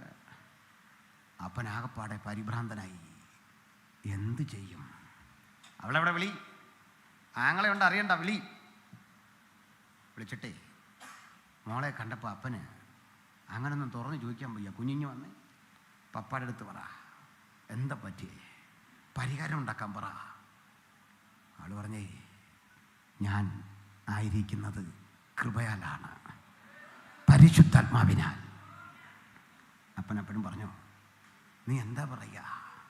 സത്യത്തിൽ ദൈവത്തിന് ഈ മറിയയുടെ അമ്മയ്ക്കും അപ്പനും ഓരോ ആലോചന കൊടുത്താൽ മതിയായിരുന്നു. ഇത്രയും കിടന്ന് പോകേണ്ട കാര്യമൊന്നുമില്ലായിരുന്നു അല്ലേ? പക്ഷെ അതാ കൃപയുടെ വില അറിയണോ?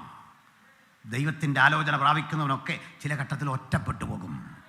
വീട്ടിൽ ഒറ്റപ്പെട്ടു പോകും, സമൂഹത്തിൽ ഒറ്റപ്പെട്ടു പോകും. അനുജത്തി ഒറ്റപ്പെടുത്തി, എല്ലാവരും ഒറ്റപ്പെടുത്തി.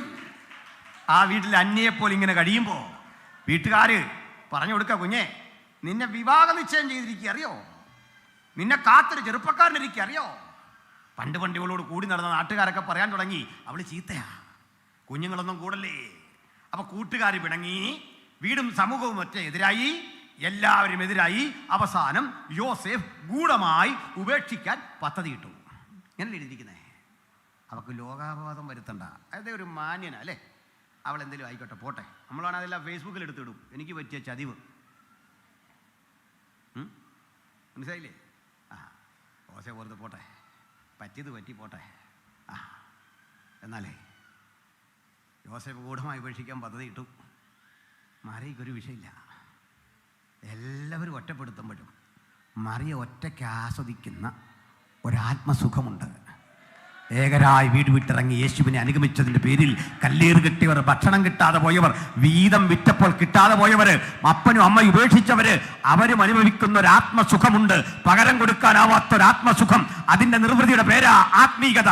ആ ആത്മശക്തിയിലാ ഞാനും നിങ്ങൾ ഇവിടെ ആയിരിക്കുന്നത്. അതുകൊണ്ട് ഒറ്റപ്പെടുമ്പോൾ പേടിക്കരുത്, നമ്മൾ ഒറ്റക്കല്ല. മഹാദൈവത്തിൻ്റെ കൃപയാണിത്. കൃപയാലാണ് നമ്മൾ ആയിരിക്കുന്നത്.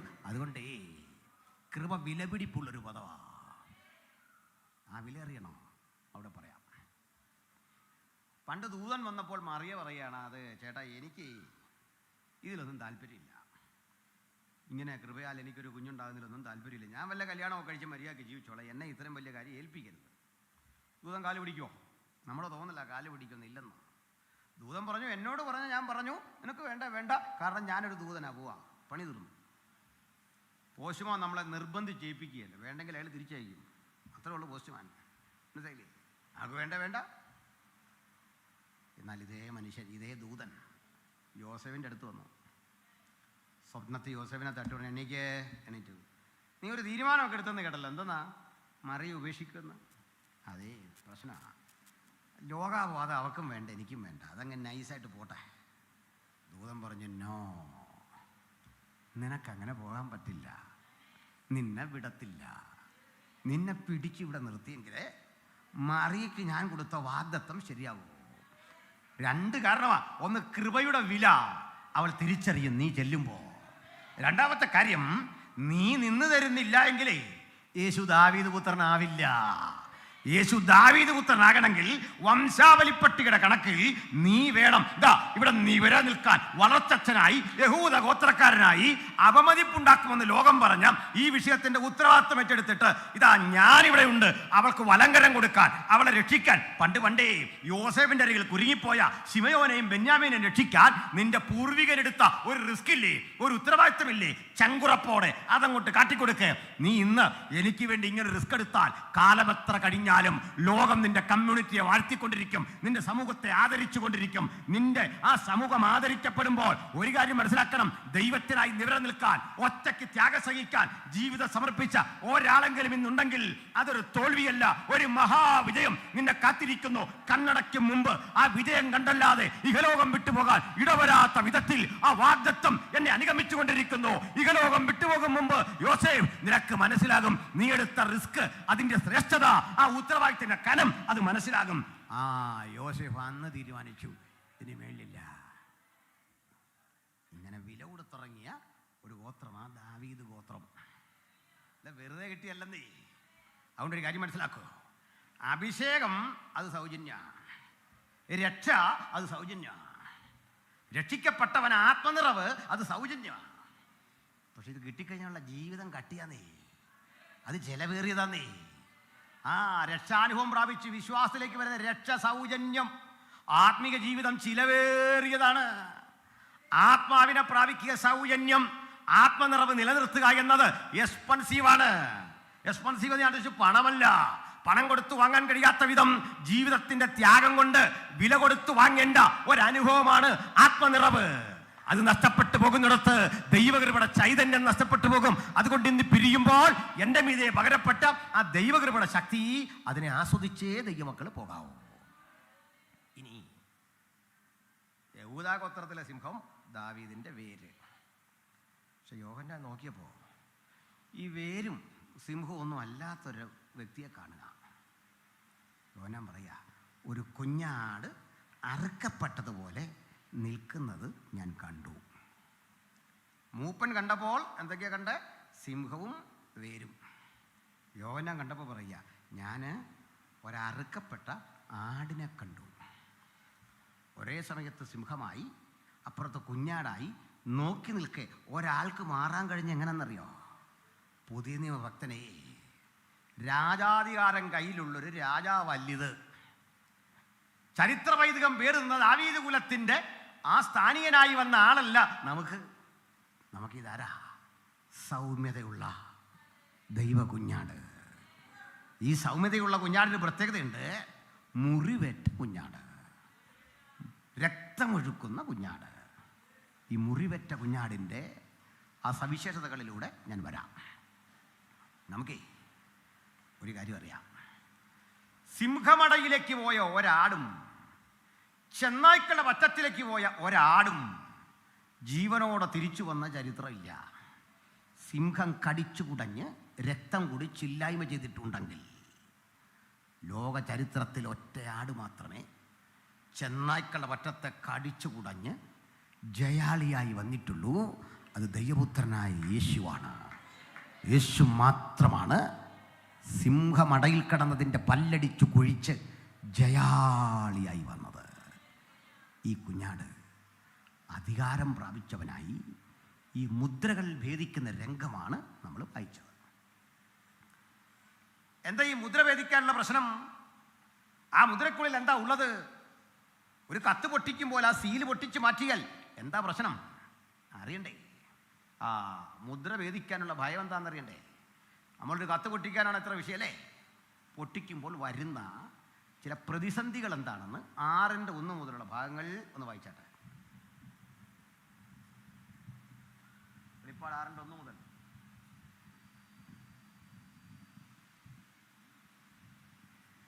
തീരുമാനമായില്ലേ? കുഞ്ഞാട് മുദ്രകളിൽ ഒന്ന് പൊട്ടിച്ചപ്പോൾ നീ വരിക എന്ന് 4 ജീവികളിൽ ഒന്ന് ഇടിമുഴക്കം പോലെ പറയുന്നത് ഞാൻ കേട്ടു.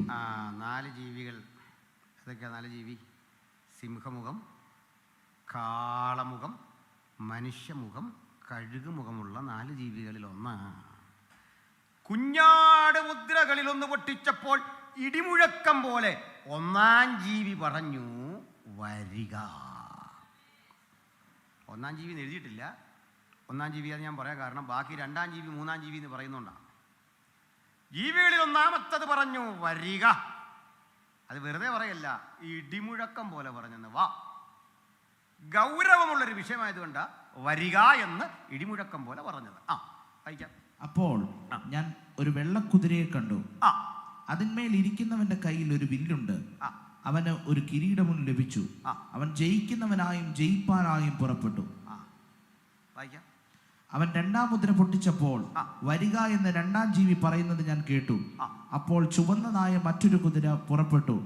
അതിന്റെ പുറത്ത് ഇരിക്കുന്നവന് മനുഷ്യർ അന്യോന്യം കൊല്ലുവാൻ തക്കവണ്ണം ഭൂമിയിൽ നിന്ന് സമാധാനം എടുത്തു കളയേണ്ടതിന് അധികാരം ലഭിച്ചു. ഒരു വലിയ വാളും അവന് കിട്ടി. 3-ാം മുദ്ര പൊട്ടിച്ചപ്പോൾ വരിക എന്ന് 3-ാം ജീവി പറയുന്നത് ഞാൻ കേട്ടു. അപ്പോൾ ഞാൻ ഒരു കറുത്ത കുതിരയെ കണ്ടു. അതിന്മേൽ ഇരിക്കുന്നവൻ ഒരു തുലാസ് കയ്യിൽ പിടിച്ചിരിക്കുന്നു. ഒരു പണത്തിന് 1 ഇടങ്ങഴി ഗോതമ്പ്, ഒരു പണത്തിന് 3 ഇടങ്ങഴി യവം.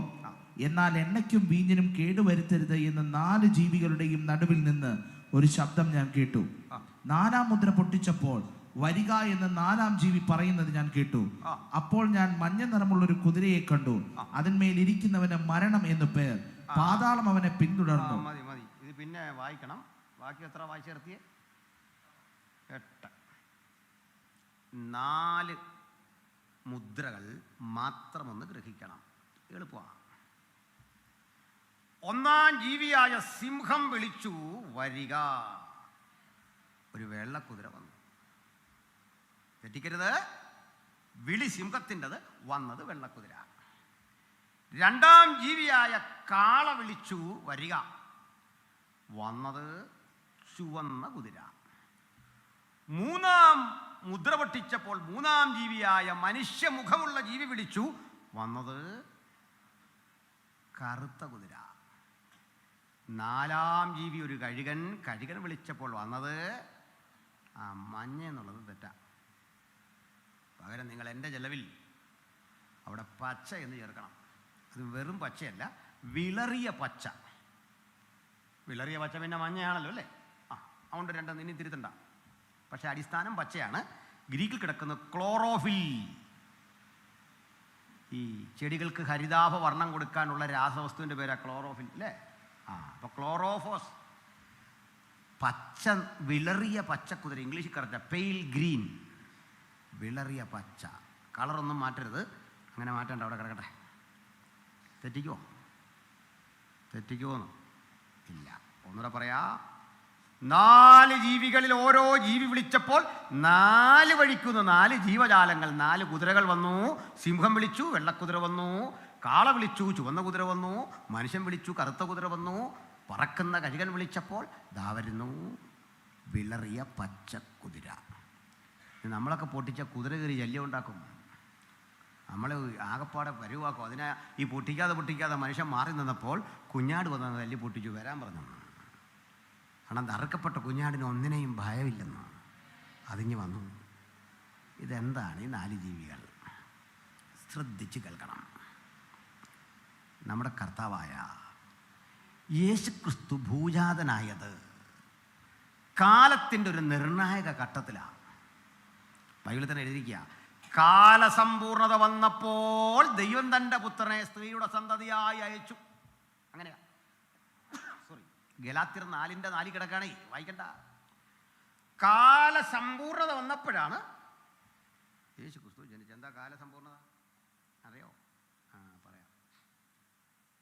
യേശു എന്ന വ്യക്തി ഭൂമുഖത്താകെ പ്രസംഗിച്ചത് 1000-ൽ പരം ദിവസമാണ്, വളരെ ചുരുക്കം നാൾ. യേശു പ്രസംഗിച്ച പ്രസംഗത്തിൻ്റെ എണ്ണം എടുത്താൽ 100-ൽ താഴെ. യേശു ചെയ്ത അത്ഭുതങ്ങളെ രേഖപ്പെടുത്തിയ കണക്ക് 40-ൽ താഴെ. ചെയ്ത പല അത്ഭുതമുണ്ട്, ഇത് രേഖപ്പെടുത്തിയിട്ടില്ലെന്ന് യോഹന്നാൻ പറയും. നമുക്ക് തന്ന കണക്കാ. ശരിക്കും പറഞ്ഞാൽ നമ്മളൊക്കെ പ്രസംഗിച്ച അത്രയും കാലം യേശു പ്രസംഗിച്ചിട്ടില്ല.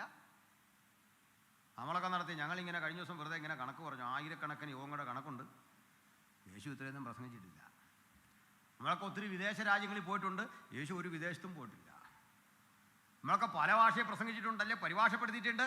യേശു ആകപ്പാട് ഉപയോഗിച്ചത് അരമായിക്കുന്നൊരു ഭാഷ. പാലസ്തീനിയെ വിട്ടവൻ പുറത്തു പോയില്ല.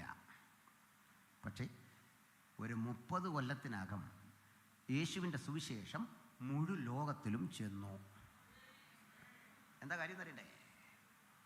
യേശു ജനിക്കും മുമ്പ് അതിലുള്ള ടെക്നിക്ക് ദൈവഹിതപ്രകാരം മനുഷ്യൻ ചെയ്തു വച്ചിരുന്നു. അറിയണം എങ്ങനെ ഇത് എക്സ്പാൻഡ് ചെയ്തതെന്ന്? പറയാം. യേശു വരും മുമ്പ് ലോകത്തെ ഭരിച്ചിരുന്ന ഒരു ഭരണകൂടമുണ്ട്, റോമർക്ക് മുമ്പ് ഗ്രീക്കുകാർ. ഗ്രീക്കുകാരനായ അലക്സാണ്ടർ ഒരു പണി ചെയ്തു. ലോകം മുഴുവൻ അയാളുടെ കാൽക്കീഴിലേക്ക് ഇങ്ങനെ വന്നുകൊണ്ടിരുന്നപ്പോൾ അദ്ദേഹത്തിൻ്റെ മാതൃഭാഷ ലോകത്തെല്ലായിടത്തും ആക്കി. ഇന്ന് കുഞ്ഞുങ്ങൾ പോയി OET IELTS ഒക്കെ ഫീസ് കൊടുത്ത് പഠിക്കുന്ന പോലെ അന്ന് ഗ്രീക്ക് പഠിച്ചു. ഗ്രീക്ക് അങ്ങ് സർവ്വസാധാരണമായി. ഇന്ന് ഇംഗ്ലീഷ് പോലെയായി ഗ്രീക്ക്. പുതിയ എഴുതിയ ഭാഷ ഏതാ? ഗ്രീക്ക്. അലക്സാണ്ടർ ഈ ഭാഷ ലോകവ്യാപകമാക്കി. തൊട്ടു പിന്നാലെ വന്ന റോമക്കാരൻ ചെയ്തത് നല്ല റോഡുകൾ വെട്ടുകയും ഇങ്ങനെ വിശാലമായി കിടക്കുന്ന കടലിടുക്കുകളെ കനാലുകൾ വെട്ടി ഏകീകരിച്ചു. എന്താ ഗുണമെന്ന് അറിയണ്ടേ? ഈ റോഡിലൂടെ മനുഷ്യന് കാളവണ്ടിയിലും ഒക്കെ യാത്ര ചെയ്യാം. നേരെയുള്ള റോഡാണ്, രണ്ടിടത്തും തണൽ മരങ്ങളാ, യാത്ര ചെയ്യാം. ഈ കടലുകൾ തമ്മിൽ, നദികൾ തമ്മിലും കനാല് വെട്ടി ഏകീകരിച്ചത് കച്ചവടത്തിനും കപ്പൽ പോകാനൊക്കെ ആണെങ്കിലും മനുഷ്യൻ്റെ യാത്ര അങ്ങ് എളുപ്പമായി. കാരണം 2 മാസം കൊണ്ടൊക്കെ കറങ്ങിപ്പോകേണ്ട യാത്ര 2 ദിവസം കൊണ്ട് ഷോർട്ട് കട്ട്. റോമക്കാരൻ ഭരിക്കാൻ വേണ്ടി ചെയ്താ. പക്ഷെ ഇത് പ്രയോജനപ്പെടുത്തിയത് ഇവരാരും അല്ലെന്ന്, നമ്മളാ. എന്താ കാര്യം? ഈ വഴി കൂടെ പോയത് കൊണ്ടാ പൗലോസിൻ്റെ യാത്ര വേഗത്തിൽ വന്നേ. ഈ കപ്പലുകളിലൂടെ പോയപ്പോഴാ സുവിശേഷം മുഴു ലോകത്തും അറിയിക്കാൻ 3 മിഷണറി യാത്ര ആ ചുരുങ്ങിയ കാലം കൊണ്ട് ചെയ്യാൻ പറ്റിയപ്പോൾ സുവിശേഷം അങ്ങ് വ്യാപിച്ചു. ഗ്രീക്കിൽ പ്രസംഗിച്ചാൽ മതി, കേൾക്കുന്നവർക്കൊക്കെ മനസ്സിലാകുന്ന സ്ഥിതി വന്നു. അങ്ങനെ റോമാലേഖനം എഴുതുമ്പോൾ പറയാ, നിങ്ങളുടെ വിശ്വാസം മുഴു ലോകത്തിലും പ്രസിദ്ധമായിരിക്കുന്നു. അങ്ങനെ യേശുവിൻ്റെ സുവിശേഷം ലോകത്തെ എക്സ്പാൻഡ് ചെയ്യാൻ ഭാഗത്തിനുള്ള ഒരു ഇൻഫ്രാസ്ട്രക്ചറെ, അടിസ്ഥാന സൗകര്യം ഉണ്ടാക്കി കഴിഞ്ഞാണ് പിതാവ് തൻ്റെ പുത്രനെ ലോകത്തിലേക്ക് അയച്ചത്. ഇതിൻ്റെ പേരാ കാലസമ്പൂർണത. മനസ്സിലായി? ഒത്തിരിയുണ്ട്, ഞാൻ ചുരുക്കി അതിൻ്റെ പോയിന്റുകൾ പറഞ്ഞതാണ്. ഒന്നാമത്, ഗ്രീക്ക് ഭാഷ സർവ്വലോകത്തിലും എത്തി. 2 റോമക്കാരൻ്റെ ഭരണനിമിത്തം റോമൻ ഭരണകൂടത്തിൻ്റെ ആ താല്പര്യമനുസരിച്ച് ഗതാഗതം ലോകത്ത് എളുപ്പമായി. ഈ 2 കാര്യങ്ങൾ വന്നപ്പോൾ യേശു ജനിച്ചു. ആ യേശുവിൻ്റെ സുവിശേഷം 1-ാം നൂറ്റാണ്ടിലെ ജനങ്ങൾ അറിയത്തക്ക വിധം ലോകത്തിൻ്റെ എല്ലായിടത്തും എത്താൻ ഇവ 2 കാരണമായി. വേറെയും കാരണമുണ്ട്, ഇവ 2 കാരണമായി. അതിനാ പൗലോസ് പറയുന്നത് കാലം അതിൻ്റെ അന്നത്തെ വികാസ പരിണാമങ്ങളിൽ അതിൻ്റെ പൂർണ്ണതയിൽ എത്തി നിൽക്കെ ദൈവം തൻ്റെ പുത്രനെ സ്ത്രീയുടെ സന്തതിയായി അയച്ചു. ഞാൻ നീട്ടുന്നില്ല. ഇന്നേ നിങ്ങൾ കണ്ണു തുറന്നു നോക്കിയാൽ ഒരു കാഴ്ച കാണാം. ലോകം വീണ്ടും ഒരു പൂർണ്ണതയിലേക്ക് പോകുന്നു, ഒരു കാലസമ്പൂർണത. തെളിവെന്താ? ലോകം അറിയാതെ ഒരു ഭാഷയുടെ കീഴിൽ അമരുന്നു. ശരിയാണോ? ലോകം ഒരു ഭാഷയ്ക്ക് കീഴിലേക്ക്. ഏതാ ഭാഷ? ഇംഗ്ലീഷ്. അത് ലോക ഭാഷയാ. പണം കൊടുത്ത് മനുഷ്യനിത് പഠിക്കുന്നു. ഇവിടെ വരുന്ന ബംഗാളിയും മറ്റു ജോലിക്കാരനും വിദ്യാഭ്യാസമില്ലാത്ത സാധാരണക്കാരൻ്റെ മക്കളും ഈ ഭാഷ പഠിച്ചേ പറ്റൂ എന്ന നിർബന്ധം വന്നിരിക്കുന്നു. പുറത്തു പോകണോ ഭാഷ വേണം, നാട്ടിൽ ജോലി ചെയ്യണോ ഭാഷ വേണം. ഇംഗ്ലീഷ് ഭാഷ ലോകത്തെ മുഴുവൻ ഒന്നുകൂടി ശക്തമായി വിഴുങ്ങി. രണ്ടാമത്, ലോകം ഇതുവരെ കാണുന്നതിനേക്കാൾ വേഗത കൂടിയിരിക്കുന്നു. അതിവേഗത്തിൽ അടുത്തടുത്ത രാജ്യങ്ങളിലേക്ക് എത്താനുള്ള ഗതാഗത സംവിധാനങ്ങൾ, കൂടുതൽ എയർപോർട്ടുകൾ. കട്ടപ്പനയിലൊക്കെ വരാനിരുന്ന നിങ്ങളെല്ലാം കൂടി പ്രശ്നം ഉണ്ടാക്കിക്കളഞ്ഞു. ഇത് ഞങ്ങളുടെ നാട്ടിലൊക്കെ വരിക, AP അന്നാൻ്റെ തോട്ടം. അങ്ങനെ ഒരു പ്രയോജനം ഉണ്ടാകട്ടെ മനുഷ്യനെ കൊണ്ട്. പോട്ടെ, അവിടെയൊക്കെ ഈ സംഗതി വരുന്നു. റവറണ്ട് എന്നൊക്കെ വിളിക്കണം, സോറി, റൈറ്റ് റവറണ്ട്, ബഹുമാനപ്പെട്ട എന്ന് പറയണമല്ലോ. പോട്ടെ, വിട്ടുപോയതാ, അറിയാൻ പറ്റിപ്പോയതാ. ഇവിടെ എല്ലാം തന്നെ ഇങ്ങനെയുള്ള ആ കാര്യങ്ങൾ വരുന്നു. എന്തിനാണെന്നറിയണ്ടേ? ലോകം ഒരു വികസനത്തിൻ്റെ ഉത്തുംഗ ശൃംഗങ്ങളിലേക്ക് കടക്കുന്നു. ഇതിലും വലുതാണേ ലോകത്തെ അതിശക്തമായ ടെലികമ്മ്യൂണിക്കേഷൻ. ഞാൻ ഇവിടുന്ന് പ്രസംഗിച്ചാൽ മതി, എവിടെയൊക്കെ ചെല്ലും. ആ ടെലികമ്മ്യൂണിക്കേഷൻ്റെ ആധികാരികത കൊണ്ടല്ലേ ഇന്ന് ഈ യോഗം നടന്ന 4 കൊല്ലം കൊണ്ട് പണിയെടുത്ത് നിങ്ങളിവിടെ വന്നേ. ഞാനിതൊക്കെ തുടങ്ങിയ കാലം മുതൽ ഉപയോഗിക്കുന്ന ഒരാളാണ്. അന്ന് പാസുമാരല്ല അഭിമാനപുരസരം പറയുന്നൊരു കാര്യമുണ്ട്, എനിക്ക് വാട്സാപ്പും ഇല്ല, ഫേസ്ബുക്കും ഇല്ല, നല്ല മൊബൈലും ഇല്ലെന്ന്. പിന്നെ ഇത് കിട്ടാൻ വേണ്ടി പ്രാർത്ഥിച്ചവരധികം പേരല്ലേ. ടെക്നോളജിയുടെ മുഖം തിരിച്ച് നിന്ന് കഴിഞ്ഞാൽ അങ്ങനെയൊക്കെ ചില കുഴപ്പമുണ്ടെന്ന്. Use timely technology for the propagation of timeless truths. ഈ മഹത്തായ സുവിശേഷത്തെ അറിയിക്കാൻ സമയോചിതമായ സൗകര്യങ്ങളെ പ്രയോജനപ്പെടുത്തണമെന്ന് അതാ പറഞ്ഞു വെച്ചേ. മനസ്സിലായോ? ഞാൻ ഇത് കഴിഞ്ഞ് ചെന്ന അടുത്ത പ്രോഗ്രാമായി ഇതിൻ്റെ മുമ്പിലിരുന്നു. വിശ്രമമില്ലാത്ത പണി, അതുകൊണ്ടായി സുഖമില്ലാതായ പെട്ടെന്ന്. രാവും പകലും വെളുക്കോളം റെക്കോർഡ് സ്റ്റുഡിയോയിലാണ്. ബൈബിൾ മൊത്തം ഓരോ അധ്യായങ്ങളാക്കി മാറ്റിയുള്ള പഠനം നടത്തിക്കൊണ്ടിരിക്കുക. പിന്നെ കുറേ കണ്ണനമൊക്കെ ഞാൻ മരിച്ചു കഴിഞ്ഞാൽ വിടാവൂന്ന് മക്കളോട് പറഞ്ഞിട്ടുണ്ട്. ഒറ്റ ക്ലിക്ക് ഇത് കിട്ടേണ്ടവനൊക്കെ കിട്ടണം. ഇനി ഇവിടെ ആരെങ്കിലും തടസ്സപ്പെടുത്തിയാൽ സെർവർ അമേരിക്കയിലും UK ഒക്കെ ഉണ്ട്, അവിടുന്ന് സാധനം ഇറങ്ങിക്കോളും. ഇതെല്ലാം ചെയ്തു വെച്ചിരിക്കുക, വലിയ സംഭവമാണ് ചെയ്തു വെച്ചിരിക്കുന്നത്. ഇവിടുന്ന് പിടിച്ചുകൊണ്ട് പോയാൽ വേറെടുത്തുനിന്ന് വരും. ഇതെല്ലാം ചെയ്തു വെച്ചിരിക്കുക. ചെറിയ ആയുസ് ചെയ്യാൻ പറ്റുമൊക്കെ ചെയ്യണം. ഇത് മക്കളെയും പഠിപ്പിക്കുക. അപ്പോൾ ടെക്നോളജിയുടെ വികസനം കണ്ടോ, അത് ശക്തിപ്പെടുന്ന കണ്ടോ. അപ്പോൾ ഇതെല്ലാം കാണുമ്പോൾ ഒരു കാര്യം മനസ്സിലാക്കണം, എന്തിനാ ഇങ്ങനെ ലോകമായത്? ലോകം ഇത്രയും വളർന്ന എന്തിനാ? ടെക്നോളജി വളർന്ന എന്തിനാ? ഒറ്റ വാക്കേ ഉള്ളൂ, രാജ്യത്തിൻ്റെ ഈ സുവിശേഷം മുഴുവൻ ലോകത്തോടും പ്രസംഗിക്കും. അപ്പോൾ ലോകാവസാനം ഇനി വരും. ഇത്രേ ഉള്ളൂ. അതിനാ എയർപോർട്ട്, അതിനാ മൊബൈല്, അതിനാ ടെലികമ്മ്യൂണിക്കേഷൻ ശക്തമാകുന്നത്, അതിനാ നല്ല റോഡുകൾ, ആകാശപാതകൾ, ഇംഗ്ലീഷ് എന്ന ഭാഷ. രാജ്യത്തിൻ്റെ ഈ സുവിശേഷം മുഴുവൻ ലോകത്തോടും പ്രസംഗിക്കും. അപ്പോൾ യുഗാവസാനം വരും. ഈ ബൈബിൾ പറഞ്ഞ ഒന്നും നടക്കാതിരുന്നിട്ടില്ല ബ്രദറെ. തമ്പുരാൻ അരുളി ചെയ്തൊന്നും നടക്കാതിരുന്നിട്ടില്ല. ഞാൻ എൻ്റെ വാക്കുകൾ കൂടി വായിച്ചു കേൾപ്പിക്കാം. അത്ഭുതം തോന്നുന്ന വിധത്തിൽ കാലം പോകുന്ന പോക്കിൻ്റെ ആ ശക്തിമത്തായ വഴികൾ അത് പറഞ്ഞു തരാം. പക്ഷേ മനുഷ്യനൊത്തിരി തെറ്റിദ്ധരിച്ചിട്ടുണ്ട്. ഈ ലോകം ഏതാണ്ട് കുഴപ്പം പിടിച്ചിലേക്ക് വന്നു. നല്ലെന്നേ ഒരു പാടുണ്ട്, പണ്ടങ്ങാണ്ടൊരു നാടുണ്ടായിരുന്നേ, അവിടെ പുഴയുണ്ടായിരുന്നല്ലേ, എങ്ങോനറിയോ? ഇല്ല. അവിടെ മതങ്ങൾ തമ്മിൽ സംഘടനമില്ലായിരുന്നു, എല്ലാവരും ഒരു കുടുംബം പോലെ കഴിഞ്ഞു. ഞാൻ ഇവിടെ ചെയ്ത് എന്നായിരുന്നു പണ്ടങ്ങാണ്ട്.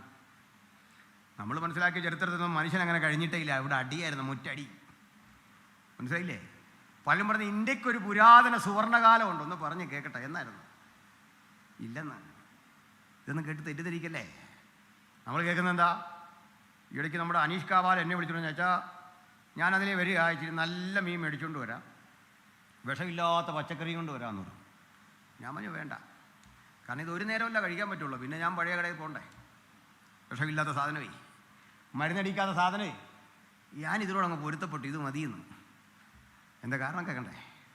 എൻ്റെ സ്നേഹിത, ഈ പച്ചക്കറി വന്ന ശേഷം മനുഷ്യൻ്റെ പട്ടിണി മാറിയെന്ന് പിടിയിട്ടാണോ? ഈ അരി വന്ന ശേഷം മനുഷ്യൻ ചോറുണ്ട് തുടങ്ങിയെന്ന്. ഈ മിൽമ തുടങ്ങിയ പിന്നെ നമ്മൾ ചായ കുടിച്ചെന്ന്. മറ്റേ ആടോ പശുവോ പോലൊരു സാധനം വീട്ടി ആ ചായ എല്ലാവർക്കും കിട്ടുകയില്ലെന്ന്. മനുഷ്യൻ്റെ കഷ്ടപ്പാടും ദാരിദ്ര്യമൊക്കെ മാറിയതേ ആധുനികത ശക്തിപ്പെട്ടപ്പോഴാണ്. മനുഷ്യന് ഇഷ്ടം പോലെ വസ്ത്രം ഉണ്ടായതേ, മനുഷ്യന് എഴുത്ത് സാമഗ്രികളും ജീവിത സൗകര്യം ഉണ്ടായതേ ആ യന്ത്രവൽകൃതമായൊരു ലോകം വന്നപ്പോഴാണ്. മൃഗം പണിയെടുത്തിട്ടോ മനുഷ്യൻ പണിയെടുത്തിട്ടോ നടക്കൂല. ടെക്നോളജി വികാസം പ്രാപിച്ചപ്പോഴാണ് മനുഷ്യൻ്റെ ജീവിതം സുരക്ഷിതമായത്. മനുഷ്യന് വിരോധം എന്നാ? അത് ആധുനിക കാലത്താണ്. ഇത് സന്തോഷമില്ല? സന്തോഷിക്കണം. കാരണം ഈ കണ്ടുപിടുത്തത്തിൻ്റെ ഒക്കെ പിന്നെ പ്രാർത്ഥനാ മനുഷ്യരായിരുന്നു. പിടിയോ? കോവിഡ് കാലത്തെ ആഹാരത്തിന് വല്ല ബുദ്ധിമുട്ടും വന്നോ? കിറ്റ് കിട്ടിയില്ലേ? എന്ന് പറഞ്ഞ് വോട്ട് ചെയ്യാനല്ല ഞാൻ പറഞ്ഞു. കിറ്റ് കിട്ടിയില്ലേ വോട്ട് ചെയ്യണമെന്നല്ല അല്ലേ? അപ്പം ഞാൻ പറഞ്ഞു വെച്ചാൽ എന്താണെന്നറിയണ്ടേ? ഇതെങ്ങനെയാണ് കിട്ടിയതറിയണ്ടേ? ഗ്രിഗർ മെൻഡൽ എന്നറിയപ്പെടുന്നൊരു പുരോഹിതൻ, ബൈബിൾ പഠിക്കുന്ന ഒരു പുരോഹിതനാ ഈ ജെനറ്റിക് എഞ്ചിനീയറിങ് തുടങ്ങി വെച്ചത്. ഈ ഭക്ഷ്യവസ്തുക്കൾ സുലഭമായി കിട്ടുന്ന ടെക്നോളജി ഒരു പ്രാർത്ഥന മനുഷ്യൻ്റെയാ. കൃത്രിമ ശ്വാസം കൊടുത്ത് മനുഷ്യനെ നിവരെ നിർത്തുന്ന പ്രാണൻ തിരിച്ചു കിട്ടുന്ന സാങ്കേതിക വിദ്യ കണ്ടുപിടിച്ചതേ ഒരു പ്രാർത്ഥന മനുഷ്യനാ. എന്നെ നിങ്ങളെയും പ്രകാശിപ്പിക്കുന്ന ഈ വൈദ്യുതി ഇല്ലേ, ഇത് കണ്ടുപിടിച്ച മൈക്കൽ ഫാരഡേ യഹൂദനായ ഒരു ദൈവ മനുഷ്യനാണ്. മനസ്സിലായില്ലേ? ഇന്ന് ലോകം വളർന്ന് ഈ വളർച്ചയുടെ എല്ലാം പിന്നിലേ ഈ പുസ്തകം വഹിച്ച പങ്ക് വലുതാ. ഇതിനാ ഞങ്ങൾ ഇത് ഇന്ത്യയിൽ പ്രസംഗിക്കുന്നത്. ഈ പുസ്തകം കൊണ്ട് ഞങ്ങൾ തലങ്ങും വിലങ്ങും പ്രസംഗിക്കുന്നത് ഇരുളടഞ്ഞ ഈ രാജ്യത്തെ, ഈ മണ്ഡലത്തെ മുഴുവൻ മാറ്റിമറിക്കാനാ. പൗരാണികതയുടെ സുഖം പേറി അവിടെ എന്തൊക്കെ ഉണ്ടെന്ന് വീമ്പിളക്കുന്ന നിങ്ങളൊന്ന് പറഞ്ഞതാ. എന്താ പൗരാണികതയുടെ സുഖം? ക്ഷമിക്കണം, എന്നോടൊരുത്തം പറഞ്ഞ് നളന്തയും തക്ഷശിലയൊക്കെ ഇവിടെ ഉണ്ടായിരുന്നു. സംഗതി ശരിയാ. എവിടെ ആരാ പഠിക്കാൻ സമ്മതിക്കുമായിരുന്നോ? ഇതിനകത്ത് കയറാൻ സമ്മതിക്കുമായിരുന്നോ? ഇല്ല. ഇതൊക്കെ ഒരു പറ്റം മനുഷ്യർ കൈയടക്കി വെച്ചപ്പോഴേ എല്ലാവർക്കും വിദ്യാഭ്യാസം, എല്ലാവരെയും പഠിപ്പിക്കണം, എല്ലാവരും ജിജ്ഞാസാവടുക്കളാകണം. ഈ ചിന്തയോട് ഈ രാജ്യത്ത് പ്രവർത്തിച്ചതേ യേശുവിൻ്റെ അനുഗാമികളായ സുവിശേഷകരാണ്. ഹല്ലേലൂയ! യേശുവിനെ പ്രസംഗിച്ചവരാണ് നാടിനെ മാറ്റിമറിച്ചതെങ്കിൽ ഇതും കൊണ്ട് തലങ്ങും വിലങ്ങും നിൽക്കുന്നവന്റെ വഴി തടഞ്ഞാൽ നീ വെളിച്ചത്തിന്റെ വഴിയാണ് തടയുന്നത് എന്ന സത്യം മനസ്സിലാക്കിക്കൊള്ളണം. രാജ്യത്തെ മുഴുവൻ പ്രകാശമാന്യമാക്കുന്ന ലോകത്തിന്റെ വെളിച്ചമാണ് കർത്താവായ യേശുക്രിസ്തു. ഈ സുവിശേഷമാണ് ലോകത്തെ മാറ്റിമറിച്ചത്. അതിൻ്റെ ആധുനികവൽക്കരിക്കപ്പെട്ട ഇന്നത്തെ മാറ്റങ്ങളുടെ മുഴുവൻ മനുഷ്യൻ കടപ്പെട്ടിരിക്കുന്നത് വിശുദ്ധ ബൈബിളിനോടാണ്. എനിക്കത് എണ്ണി പറയാനുണ്ട്, ഞാൻ സമയമെടുക്കുന്നില്ല. എന്നാലേ ഒരു മറുവശം പറയാം.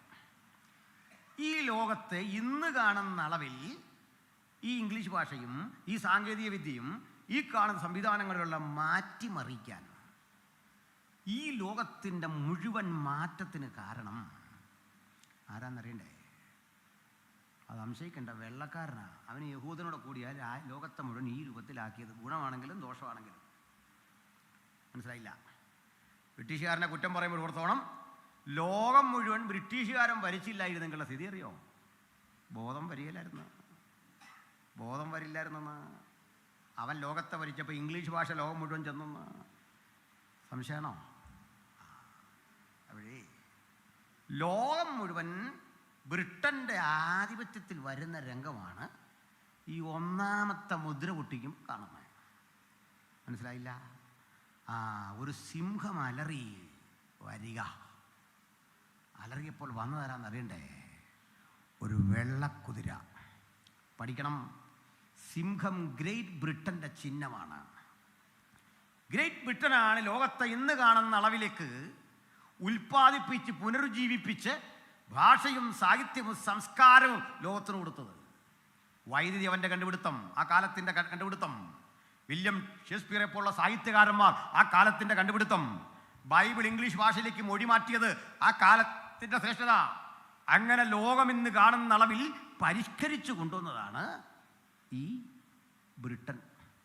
ബ്രിട്ടൻ എന്ന് കേൾക്കുമ്പോൾ ബ്രിട്ടൻ മാത്രമല്ല, ആ കൂടെ ഓസ്ട്രേലിയ, അമേരിക്കയുണ്ട്. ഇവരെ ഒരുമിച്ചൊരു പേര് പറയാം, വൈറ്റ്സ്, വെള്ളക്കാർ.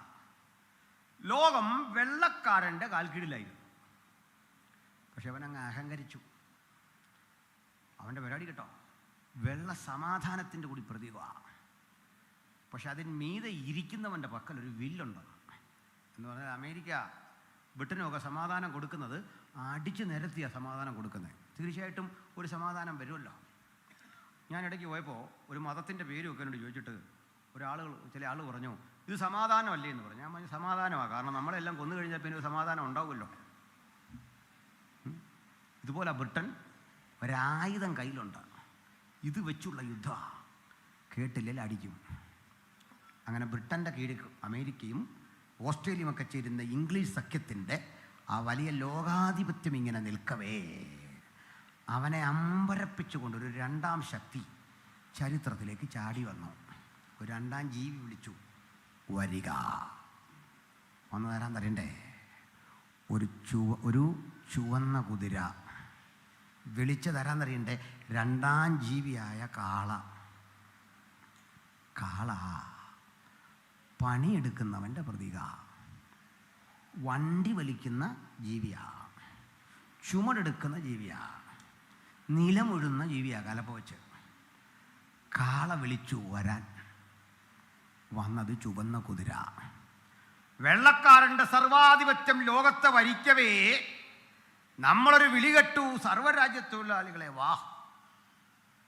അന്നൊരു വരവാ, ചുവന്ന ഒരു വരവ്. ആ വരവിൻ്റെ ആധിപത്യം. അടുത്ത കാര്യം പറയാം, മനുഷ്യൻ അന്യോന്യം കൊല്ലുവാൻ സമാധാനമെടുത്ത് കളയത്തക്കവണ്ണം ഒരധികാരം അവന് ലഭിച്ചു. 1, 2 ലോകത്തെ കണ്ടോ? ലോകത്തിൻ്റെ ഒന്നാമത്തെ ശക്തി വൈറ്റ് പവർ ആണെങ്കിൽ രണ്ടാം ശക്തി ചുവപ്പൻ പവറാണ്. സായിപ്പിൻ്റെ മുടി വെള്ള, അവൻ്റെ ശരീരം വെള്ള, അവൻ പറിച്ചുയർത്തിയ സംസ്കാരം വെള്ള. രണ്ടാം ജീവിയുടെ പ്രത്യേകത കേട്ടോ, മംഗോളിയൻ്റെ മുടി ചുവപ്പ്, കൊടി ചുവപ്പ്, ജീവിതം മൊത്തം ചുവപ്പ്. റഷ്യക്കാരൻ്റെ കാര്യം പറഞ്ഞത്. ഈ 2 ശക്തികൾ തമ്മിലുള്ള അടിയാണ് ലോകം കണ്ടുകൊണ്ടിരുന്നത്. എന്ന് വരെയാണെന്നറിയണ്ടേ, 90 വരെ. രണ്ടാം ലോകമഹായുദ്ധം കഴിഞ്ഞ ശേഷം ലോകം കണ്ടുകൊണ്ടിരുന്നത് ഈ 2 ശക്തികൾ തമ്മിലുള്ള അടിയാണ്. ഈ അടി നടക്കുമെന്ന് ഉറപ്പായപ്പോൾ നമ്മുടെ നെഹ്റു പറഞ്ഞു, ഞങ്ങൾ ഇവൻ്റെ ഒന്നും ഒരു ചേരിയിലും ഇല്ല, അന്തസ്സായിട്ട് സ്വന്തം കാലേ നിൽക്കും. ഈ രാജ്യങ്ങൾ അടിച്ചാൽ ഒരു ചേരിയിലും കൂടാതെ ചേരാന്ന് പറഞ്ഞ് നിൽക്കും. ഒരു ചേരിയിലും ചേരിയല്ല. അല്ല, അന്തസ്സോടെ നെഹ്റു അഭിമാനത്തോടെ അവിടെ നിന്ന് പ്രഖ്യാപിച്ചു. അന്ന് രാത്രി തന്നെ അതിരഹസ്യമായിട്ട് റഷ്യയുടെ കൂടെ ചേരുകയും ചെയ്തു. മനസ്സിലായില്ലേ? 7ാം കപ്പൽപ്പട സംഭവമൊക്കെ വായിച്ചാൽ ഈ കാര്യം മനസ്സിലാകും. ഇന്ത്യ റഷ്യൻ പക്ഷത്തായിരുന്നു. അപ്പോൾ 1, 2 ലോകത്തിൻ്റെ അടി 1990കൾ അങ്ങോട്ട് തീരാൻ തുടങ്ങുമ്പോൾ, അല്ലെങ്കിൽ 90കളുടെ ഒടുവിൽ ലോകം ഞടുക്കുന്നൊരു വാർത്ത കേട്ട ഉറങ്ങിയ സോവിയറ്റ് നാടിൻ്റെ പതനം. സോവിയറ്റ് റഷ്യ തകർന്നതോടെ ചുവപ്പനാധിപത്യത്തിൻ്റെ കരുത്ത് നഷ്ടപ്പെട്ടിട്ട് ലോകത്ത് പിന്നെ ഒരു ശക്തി ഉണ്ടായിരുന്നു, അമേരിക്ക, അല്ലെങ്കിൽ വെള്ളക്കാരൻ്റെ ശക്തി. അത് നീണ്ടു നിന്നില്ല. കഷ്ടിച്ച് ഒരു 10 കൊല്ലം എന്ന് വെച്ചാൽ 2000 ആണ്ട് അങ്ങോട്ട് തുടങ്ങി. കഴിഞ്ഞ നൂറ്റാണ്ട് തീർന്നത് റഷ്യയുടെ പതനത്തെ കുറിച്ച് കേട്ടാണെങ്കിൽ പുതിയ നൂറ്റാണ്ട് ഉണർന്നത് അമേരിക്കയുടെ തകർച്ചയെക്കുറിച്ച് കിട്ടണ്ട. അമേരിക്ക തകർന്നു, സാമ്പത്തികമായി തകർച്ച. ഇന്ന് ലോകത്തെ ഏറ്റവും അധികം പണം കടം വാങ്ങി ജീവിക്കുന്ന ആളുകളാണ് അമേരിക്ക. ഞാനതൊന്നും വിശദീകരിക്കാൻ വേണ്ടി നേരമില്ല. കണക്കിൽ മാത്രമുള്ള ചില സംവിധാനങ്ങളിലൂടെ സമ്പന്ന രാജ്യങ്ങളുടെ പട്ടികയിലുണ്ട്. പക്ഷേ കനത്ത തകർച്ച. ഈ 2 ശക്തികളും തകർന്നെങ്കിലും അവരാ ശക്തി. അതാ കാര്യം. അവർ തകരാത്തതല്ല, തകർന്നിട്ടും അവർക്കാണ് പവർ. 1, 2 ശക്തി കഴിഞ്ഞാൽ 3ാം ശക്തിക്കൊരു പേര് പറയും, തേർഡ് വേൾഡ്, 3ാം ലോകം. അങ്ങനെ സാമൂഹ്യ യാത്രക്കാരന്മാർ ലോകത്തെ വിലയിരുത്തുന്നത് 3ാം ശക്തി. 1ാമത്തെ ശക്തി വെള്ളയായിരുന്നെങ്കിൽ, 2ാമത്തെ ശക്തി ചുവപ്പായിരുന്നെങ്കിൽ, 3ാം ശക്തി കറുപ്പാണ്, ബ്ലാക്കാണ്. ബ്ലാക്സിൻ്റെ രാജ്യങ്ങൾ എടുക്കുക. നമ്മുടെ Africa, Egypt, Sudan, Latin American രാജ്യങ്ങൾ, പാകിസ്ഥാൻ, അഫ്ഗാനിസ്ഥാൻ, നേപ്പാൾ, മ്യാൻമാർ, ഭൂട്ടാൻ, ബർമ്മ, ബംഗ്ലാദേശ്, ലങ്ക. നമ്മൾ ഒരു രാജ്യത്തിൻ്റെ പേര് വിട്ടുപോയി, നമ്മുടെ ഇന്ത്യ. അത് വിട്ടുപോകാൻ കാരണം ഞാനടുത്ത കാലത്തൊരു വിദേശ രാജ്യത്ത് പോയി. അവിടെ പോയി എന്ന് പറയണമെന്നല്ല, ചെന്നിറങ്ങിയപ്പോൾ ഞാൻ അവരോട് പറഞ്ഞു, പ്രിയമുള്ളവരെ, ഞാനിവിടെ ഇന്ത്യക്കാരനായിട്ടാണ് വന്നേ, ഇന്ത്യൻ. തിരിച്ച് ഞാൻ ഭരതനായിട്ടായിരിക്കും അവിടെ ഇറങ്ങുന്നതെന്ന് പറഞ്ഞു. കാരണം ഇന്ത്യൻ എന്നുള്ള മാറ്റി ഇപ്പോൾ എങ്ങനെ ആക്കി? അപ്പോൾ നമ്മളെങ്ങനെ ആക്കണം? അതുകൊണ്ട് പറഞ്ഞാൽ അതുകൊണ്ട് വിട്ടുപോയതാ, പോട്ടെ. അപ്പോൾ ഈ രാജ്യങ്ങളെല്ലാം എടുത്താൽ പറയാം കറുപ്പ് രാജ്യങ്ങൾ, അല്ലെങ്കിൽ പട്ടിണി രാജ്യങ്ങളാണ്. ഇന്ധനമില്ല ഈ രാജ്യത്തിൻ്റെ പ്രശ്നം, വില കൂടുതലാണ്. ഈ രാജ്യങ്ങളുടെ അടുത്ത പ്രശ്നം ഭക്ഷ്യവസ്തുക്കളില്ല. അടുത്ത പ്രശ്നം ഈ രാജ്യത്ത് മരുന്നില്ല, വേണ്ടത്ര ചികിത്സ. ഇന്ത്യയിലല്ല കേട്ടോ, കാരണം ഇന്ത്യയെ മാറ്റി പറയാൻ കാരണം ഈ ഇല്ലായ്മയുള്ള രാജ്യങ്ങളുടെ പട്ടികയിലെ സമ്പന്ന രാജ്യം ഇന്ത്യയാണ്. മൂന്നാം ലോക രാജ്യത്തിലെ സമ്പന്ന രാജ്യം ഇന്ത്യയാണ്. ഇല്ലായ്മക്കാരുടെ കോടീശ്വരൻ നമ്മളാണ്. അതുകൊണ്ട് നമ്മൾ തീരെ അതപ്പതിച്ചൊന്നും പോയിട്ടില്ല, പേടിക്കാനൊന്നുമില്ല. അപ്പോൾ എന്താ മൂന്നാം മുദ്ര പൊട്ടിച്ച് വന്നതറിയണ്ടേ?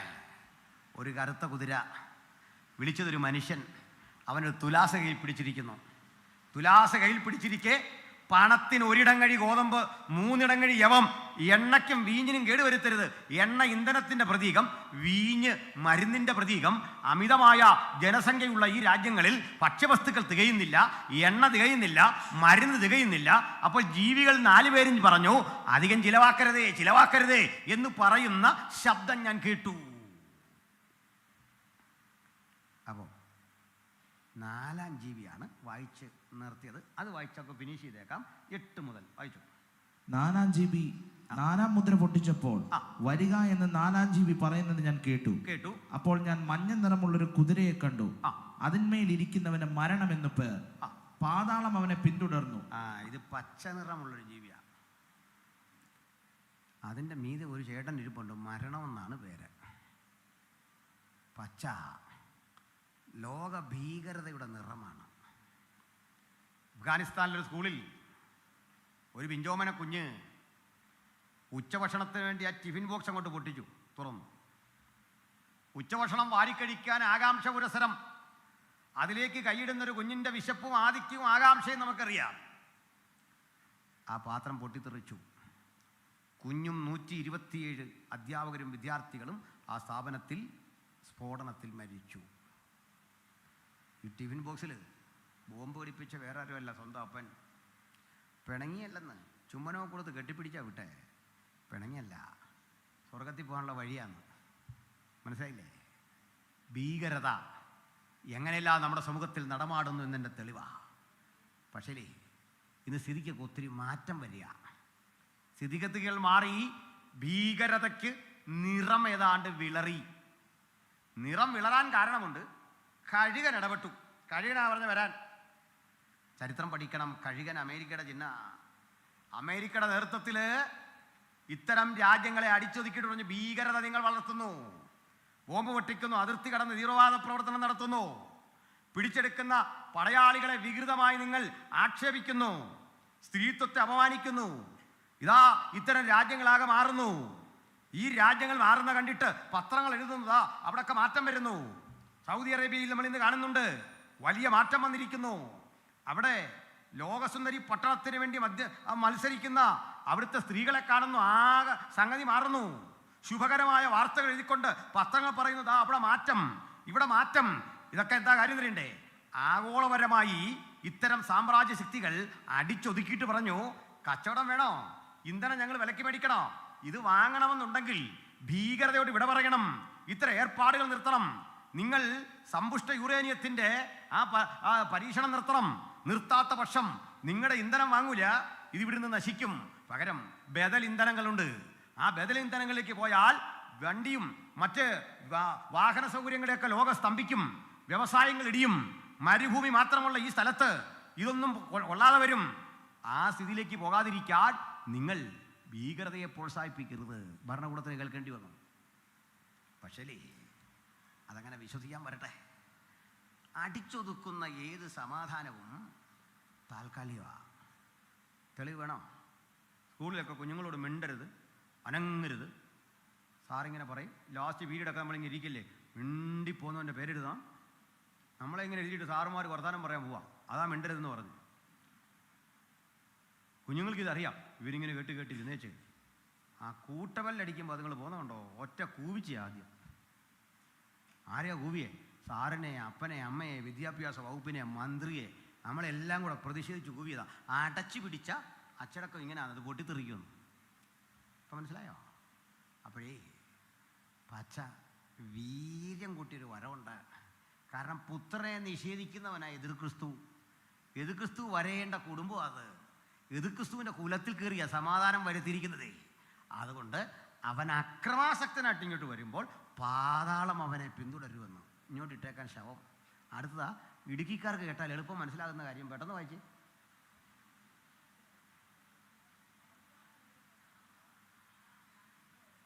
എൻ്റെ കുഞ്ഞ് ഈ അവസാന നിമിഷം കൊടുക്കണോ? അങ്ങ് മേടിച്ച് വായിച്ചു. അവർക്ക് വാളുകൊണ്ടും ക്ഷാമം കൊണ്ടും മഹാവ്യാധി കൊണ്ടും ഭൂമിയിലെ കാട്ടുമൃഗങ്ങളെ കൊണ്ടും എന്തുകൊണ്ടാ കാട്ടുമൃഗങ്ങളെ? ഞാൻ 10 വർഷം മുമ്പ് ഇത് പ്രസംഗിച്ച വീഡിയോ കിടപ്പുണ്ടേ. ഭൂമിയിലെ കാട്ടുമൃഗങ്ങളെ കൊണ്ട് കൊന്നുകളവാൻ ഭൂമിയുടെ കാരംശത്തിന്മേൽ അധികാരം ലഭിച്ചു. കാട്ടുമൃഗം പെരുകുന്നുണ്ടോ? എന്താ മനസ്സിലായി?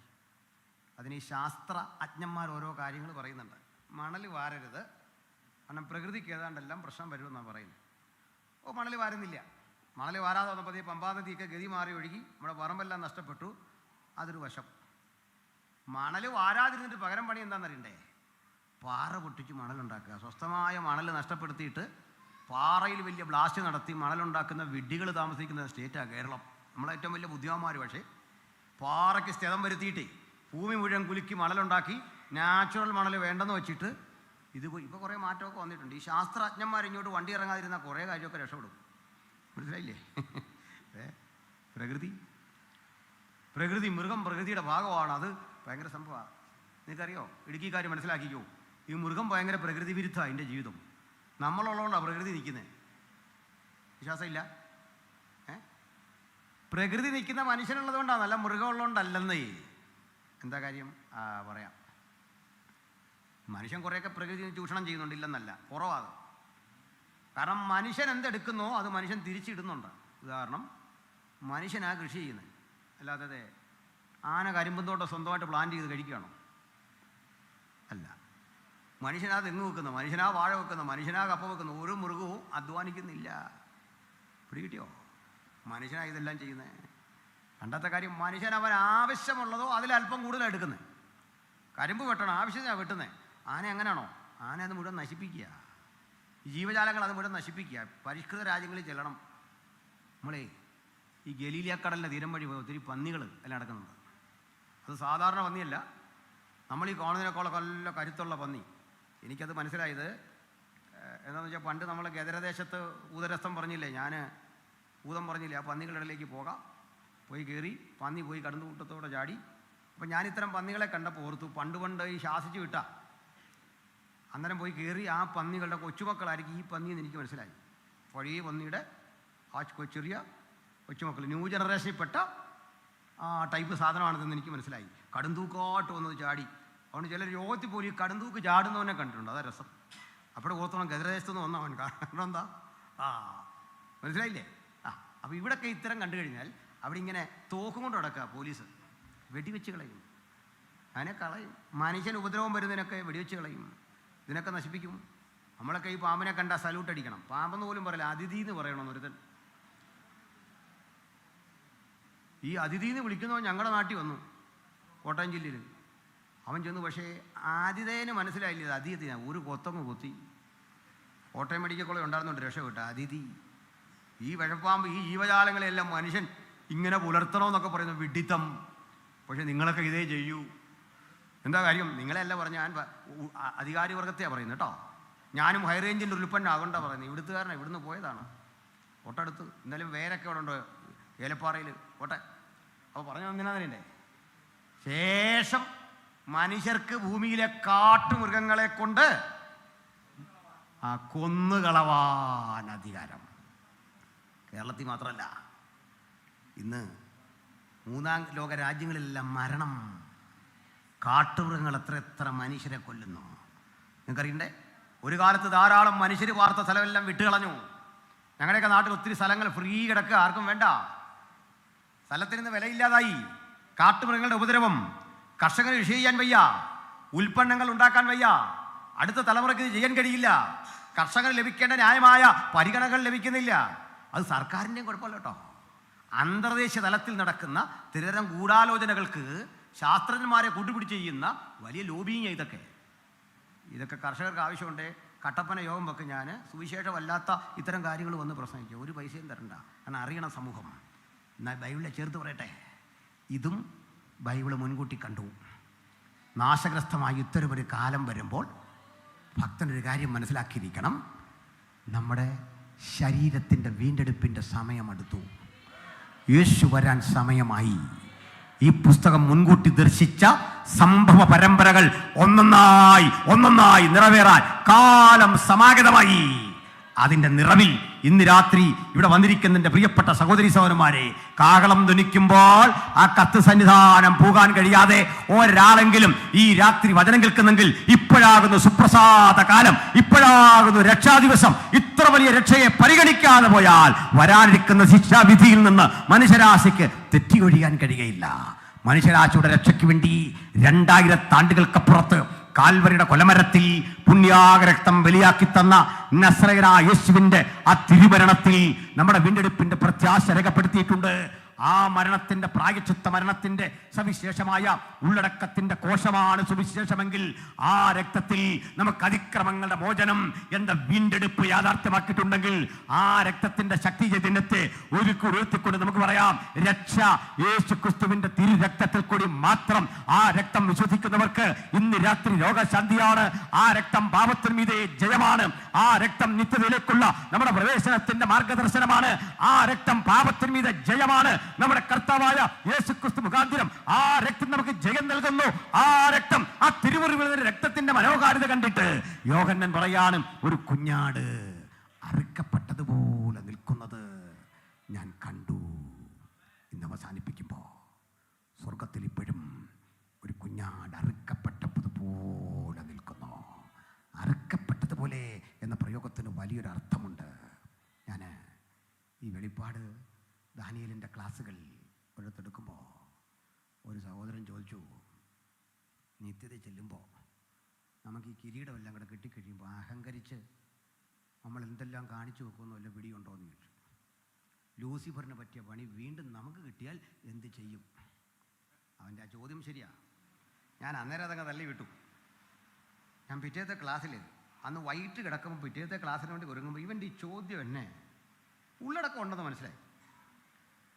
ആലോചിച്ചായാലോ ചെറുതിട്ട് എനിക്ക് കിട്ടിയ ഉത്തരം ഞാൻ ബഹുമാനപ്പെട്ട കാനോച്ചനോട് വിളിച്ചു ചോദിച്ചു, പക്ഷേ ഇങ്ങനൊരു സംഭവം ഉണ്ട്, എനിക്കൊരു ഐഡിയ. ആ ബ്രദർ പറഞ്ഞു അത് ശരിയാന്ന്.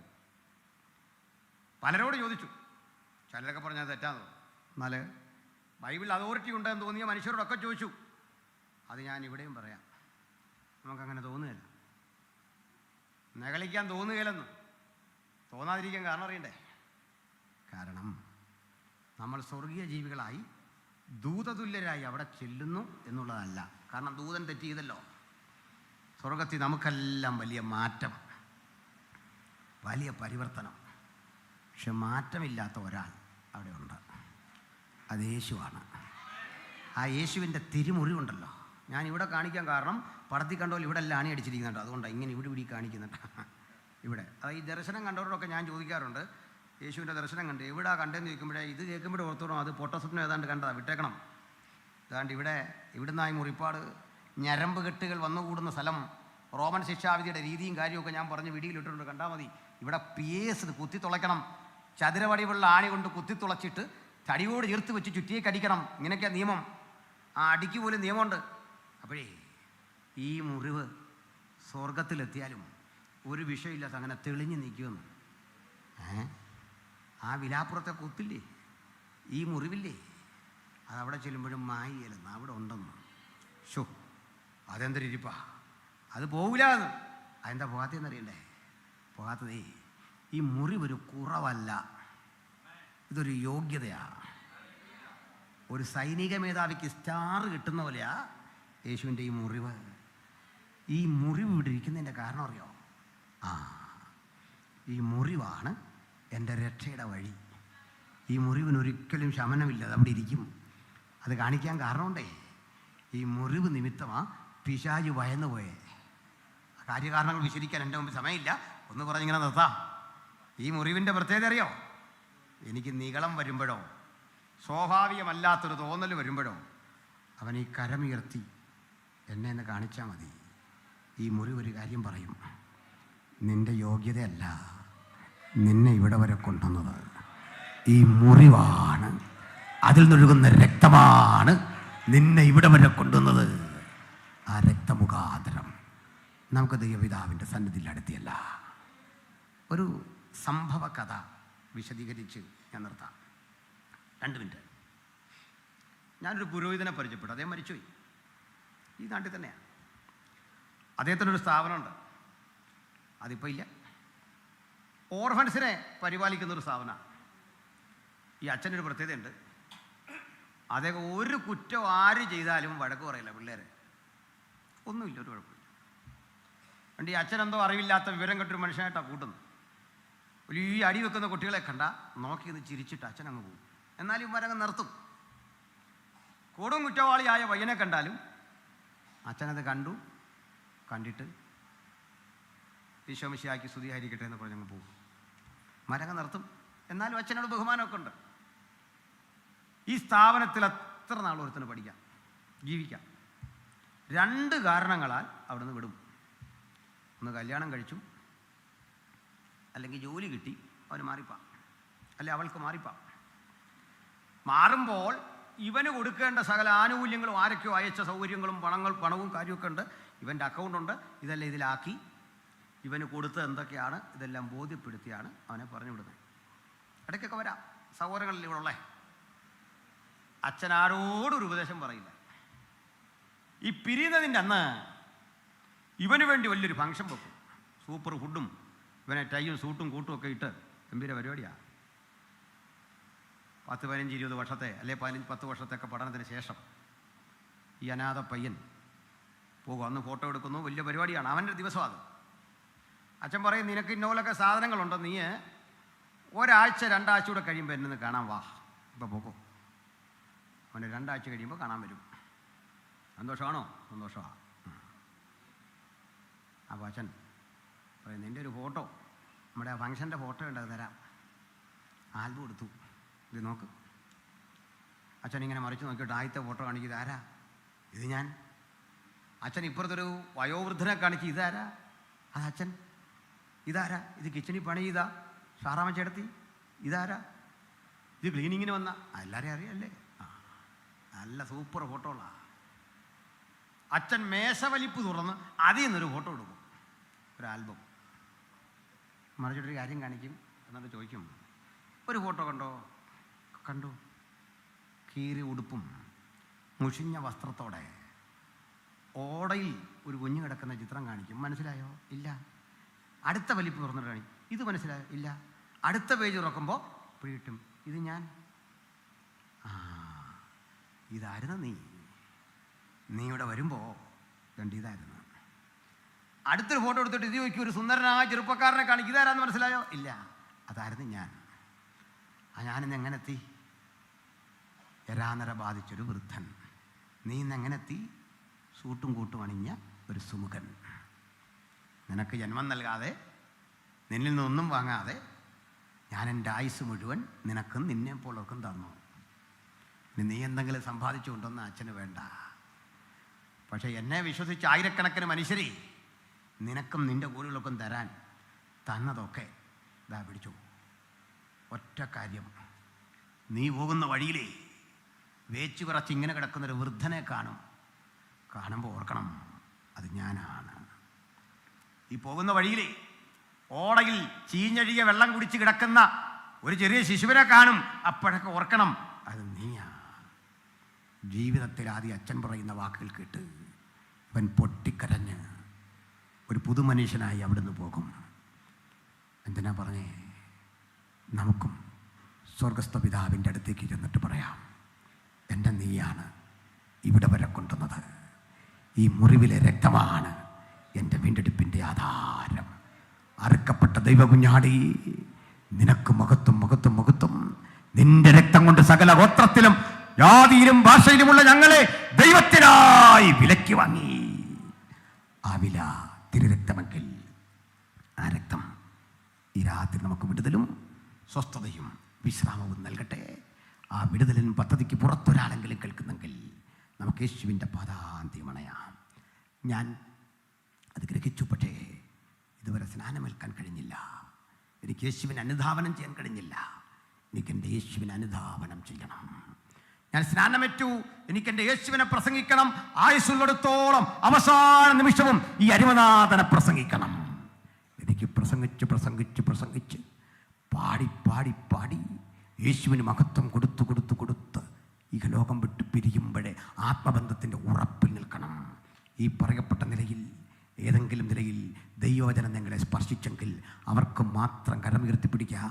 അവർക്ക് വേണ്ടി പ്രാർത്ഥിക്കാൻ പോകുന്നു. ഒരു വേള പ്രാർത്ഥിക്കാൻ പോകുന്നു. കരമുയർത്തിയ യൗവനക്കാരുണ്ട്, പ്രായമുള്ളവരുണ്ട്, കുഞ്ഞുങ്ങളുണ്ട്. ആ ഉയർത്തിയ കരങ്ങൾ നന്നായിട്ട് ഉയർത്തിയാട്ടെ. യേശുവിന് വേണ്ടി നിൽക്കാൻ, യേശുവിനെ പ്രസംഗിക്കാൻ, കരുത്തോടെ ശക്തിയോടെ യേശുവിന്റെ ശുശ്രൂഷ ചെയ്യാൻ, മഹത്തരമായ ദൗത്യത്തിന്റെ ഭാഗമാകാൻ, നീ വിളിച്ച ഇടങ്ങളിൽ നിന്നെ സാക്ഷിക്കാൻ നിനക്ക് വേണ്ടി വന്നാൽ പ്രാണനം നൽകാൻ. നമുക്ക് പറയാം, അവസാന നിമിഷത്തിലും ഞങ്ങൾ മറ്റൊന്നും വിളിക്കില്ല, യേശു മാത്രം രക്ഷകൻ. ഇങ്ങനെ പറയാൻ, ഇങ്ങനെ മാത്രം പറയാൻ, ഇതാ അടിയൻ ഈ ജീവിതം സമർപ്പിക്കുന്നു. കരങ്ങളെ താഴ്ത്തിയിട. സ്വർഗപിതാവേ, കരമുയർത്തിയ അങ്ങയുടെ മക്കൾക്കായി സ്തോത്രം. അങ്ങയുടെ പുത്രന്റെ രക്തമുഖാന്തരം ഞങ്ങൾക്ക് ലഭിച്ച വിടുതലിനായി സ്തോത്രം. അറുക്കപ്പെട്ട കുഞ്ഞാടിൻ്റെ ശക്തി ചൈതന്യങ്ങളിൽ ഞങ്ങൾ വിശ്വസിച്ച് മടങ്ങുന്നു. ഈ രാത്രി കേട്ട വചനം വിടുതലാക്കി, ഉന്മേഷമാക്കി, ശക്തിയാക്കി, രോഗശാന്തിയാക്കി അയക്കണം. പ്രാർത്ഥന കേട്ടതുകൊണ്ട് സ്തോത്രം. യേശുവിൻ നാമത്തിൽ തന്നെ ആമേൻ. എല്ലാവർക്കും വന്ദനം. ഈ വചനങ്ങളാൽ കർത്താവ് നമ്മളെ അനുഗ്രഹിക്കട്ടെ.